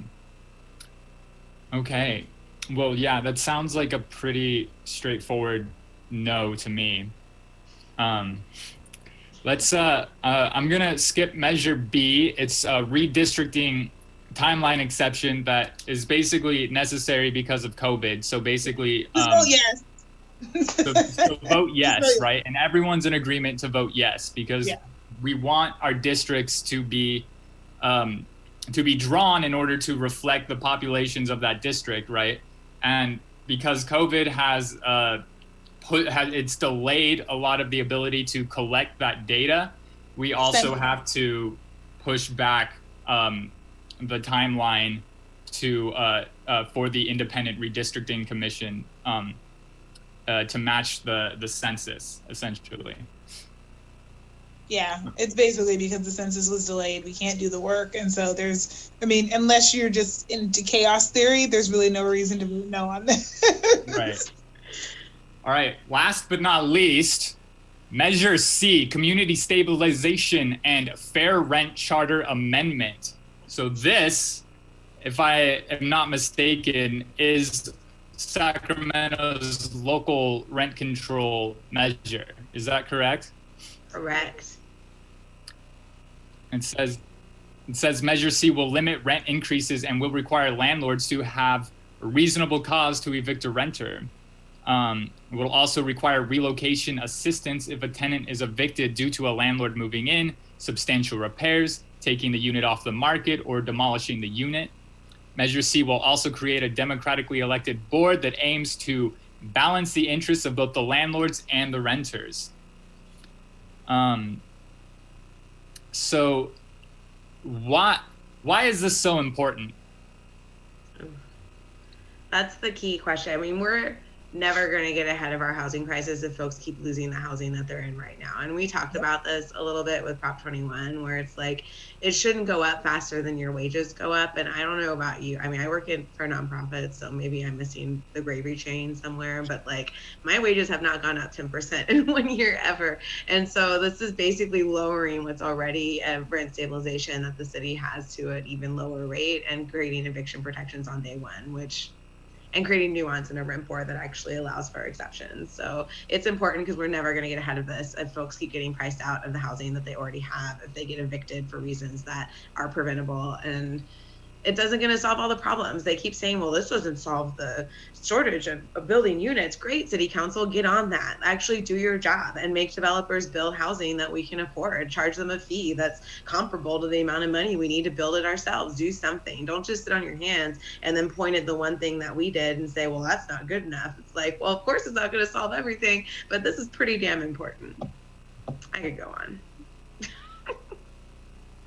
I'm really frustrated by the arguments against Measure C, in case you can't tell. Preach. And to Katie's point, I mean, she said this earlier, but like here we have the 9 members of our city council, all of whom are homeowners, many of whom are landlords, coming out with the apartment associations and other folks and saying, you know, this is a bad idea. This is illegal, which is the stupidest argument I've ever heard, which is like, well, then why did a judge actually force you to put it on the ballot after the deadline to add things on the ballot? And like, this qualified in 2018 to be on the ballot, and you refuse. It should have been on our March ballot. Like, you all are the ones who have been trying to hold this up, and a judge said you had to put it on the ballot. So if it's illegal, why were you overruled and it was put on the ballot? Like, they've said if there are things that they need to work out later, they will. But they said, let the people decide. So that's a really weak sauce argument. Yeah, well, and it exists in other cities. So like Sacramento's pettiness is actually going to jeopardize policy that's been in existence in other cities like Berkeley for a long time. Because if we lose this court case, if this passes, then they're going to lose their policies too. So it's like, how petty are you, city of Sacramento, that you're so upset that renters might actually get a little bit of protection? I've had landlords tell me that this is super selfish. I actually had a landlord call me the other day and leave a very angry message saying that it was super selfish for us to want this. And I was like, like we're super selfish. I'm gonna be capitalist, so it's not super selfish for you. Yeah, I afforded your first last month's rent. I demonstrated I make more than like this is 3 times the income for what I need to afford this place. Like I have done all the work. I have paid my rent on time. I haven't broken the rules, and I'm selfish for saying that I want to be able to keep paying for what we agreed to. I want to keep that agreement. That's just. Mm-hmm. Yeah, and I mean Sacramento has, or at least in 2017, I wrote an article where I found that Sacramento had the highest rising, like the fastest rising rent in, I think, the entire country. Mm-hmm. You know, that's gentrification is happening so rapidly in this city that they're experiencing, like Teo said, 300% rent increases, you know, which is obscene. And it's pushing people whose parents and grandparents and etc. have lived in Sacramento. It's pushing them out, and it's pushing. I mean, Sacramento is following in line with San Francisco, which is a different city than it used to be, because everyone, the entire working class, basically got shoved out of that city, and now now they all have to commute in order to work in San Francisco. And now we're experiencing the same thing here. So like rent control is important. Not only that, but I know a lot of people who are likely going to end up homeless if Measure C doesn't pass, Yeah, Also, was mentioning that the more people, as things are going, like as rents are increasing and a lot of the people paying rent are on public assistance, some of those programs actually allow for those people to apply for more funding to pay for the increased rent. Like my brother's roommate, who's retired, and he got it, but that means that all of us have to pay more to my brother's landlord because he couldn't figure out how to pay his previous, whatever he's doing. That's why I really think they need to justify it, because in the end, whether people are on, whatever form of public assistance they're on, they're gonna, when that rent increase comes down, they're gonna try to see if they can give more public assistance to pay for it. And of course, I'm not going to argue that they shouldn't get it, but, I am going to argue that I think that landlord needs to make a case for why they're trying to increase the rent, if it's going to land on us as taxpayers. Yeah, I think you have to be a real piece of shit to vote no on this. Yeah. I really do. You have to be like a really rich, like entitled piece of shit to vote no on this. Yeah. All right, you heard it from Johnny's mouth. If you vote no on this, you are a piece of shit. Quote me. Rich and entitled. And I think if Johnny and I are both honest, we're aspiring to be that. Yeah. I want to be in a place where I can make vote it one day. I want to be in a place financially where I'm like, yeah, let's vote no on this one. Yeah, I know. This is You're an fucking with my money. aspirational asshole. Yeah, you're like right. sink or swim, bitches. If you either just go or whatever, like you can't afford it, too bad. Yeah, no. Right. Imagine having so much money you stop caring about other people. Seriously. Can't imagine that'll happen, but dare to Not very dream. immediate, no, it's a hard one. All right, Jesse, do we have any questions at all about any of the ballots or any of the measures or props that we've talked about tonight, just to close up? There's no new questions for anything else. I think everybody is pretty well on the same page for the most part in all the chats. Okay. Well, sounds great. I just thank you guys so much for doing this. I think this was at least informative, and pretty entertaining here and there. So I really appreciate everyone who showed up to this panel. Thanks again to Flo-John Kofer, Katie Valenzuela, Johnny Taylor, and Teo Morgan. Thanks to Jesse and Stab Comedy for platforming this conversation. And thanks to all of the viewers and everyone who asked questions and participated in this. I hope that everyone's walked away knowing how they want to vote, even if you guys maybe disagreed with some of us on the panel. At least, hopefully, everyone got an understanding of what they're voting for. Yeah, and we'll vote early because, when you vote, people stop calling you and texting you once the data updates for the county. So sometimes it takes a few days, and some canteens are just willing to throw that money out and will call you anyways, but most folks will stop. So if you need some incentive, there you go. Yeah, if you can, vote by 10/20, vote by the 20th, which is 3 days from now, if you're going to mail in your ballot, so that you can give the USPS 2 weeks in order to deliver the ballot. And that's to make sure that your vote gets counted. If you don't want it to get counted, then you can vote later than that, I guess. I know this panel was very progressive. Next month, I'll be having just all Republicans on to give their opinions on these props. So look November forward 4th. to that. November 4th panel. Yeah, the Can I November shout out 4th something? panel. Hopefully they're all Can I shout out crying. something that I discovered real quick? There's a tool at california.ballottrax. That's ballot, TRAX.net. It's called Where's My Ballot? And I had to use that because my ballot hasn't showed up yet, and it turns out they rejected it and sent it back. So, but that tool, if anybody out there doesn't have their ballot yet, just Google Where's My Ballot California, and you can find out where it's at. It'll tell you. Awesome. Yeah, and don't let the USPS Right scare here, you from the official voting. California ballot tracker. Yeah, don't Oh, let the there you go. USPS Yeah, scare yeah. you. They've been putting out a lot of bad information actually about when you should vote, and California has been planning for this. We are ready as long as your ballot is postmarked by election day. So if you're after that 2-week window and you're like, crap, I forgot to mail it anyways. It's going to get counted in 100%. California. We're ready for it.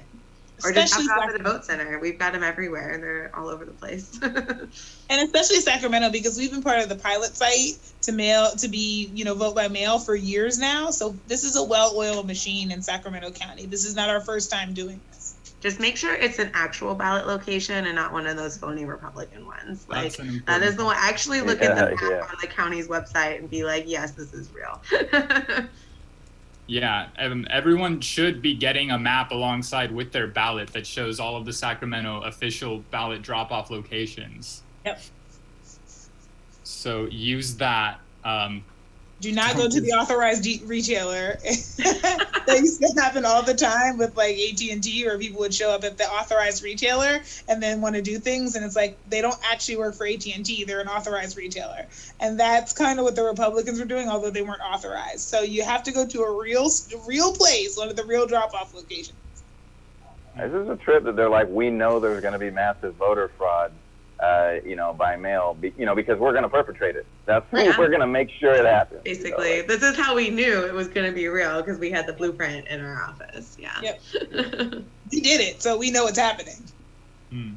Okay, well, thank you guys so much. That was good. You corrected some misinformation that I had gotten from the USPS. But yeah, okay. So as long as your ballot is dated by the right time, then it'll still be counted. And make sure that you're using a legitimate drop-off location when you vote. Yep. Okay, thank you guys so much. All Hey, right. thank you, Heather. Thank you, Heather. Thank It's you. Nice talking to you guys. Thank you, Yeah, it was everybody. great meeting you, Johnny and Theo. Yeah, See you pleasure. later, Johnny. Later, Tayo. See you Nice to soon. meet you, Hopefully. Flo, and bye-bye. All right. Thank you one more time to Heather, Katie, Johnny, Flo, and Teo. Very informative. Thank you all for joining us. Hopefully you have a better idea of how you're going to be casting your vote. We're a little behind in our programming. That's fine. It was worth it so that you could get the information that was delivered to you. We're going to turn over the 9 o'clock Epic Tiki Show as quickly as we can. Look for it in hopefully about 10 minutes. In the meantime, let me send you guys over to a friend of ours, the Twitch audience. I'm going to send you over to Germanic Ogre. Come back in about 10-15 minutes for the Epic Tiki Vlogs Are Stupid show. You know, the sorbet to all of this heavy thinky time. We're going to get into a little lighter subject matter in about 10-15 minutes. See you then. Thank you guys again. Thank you. Thank you. It was good. See you.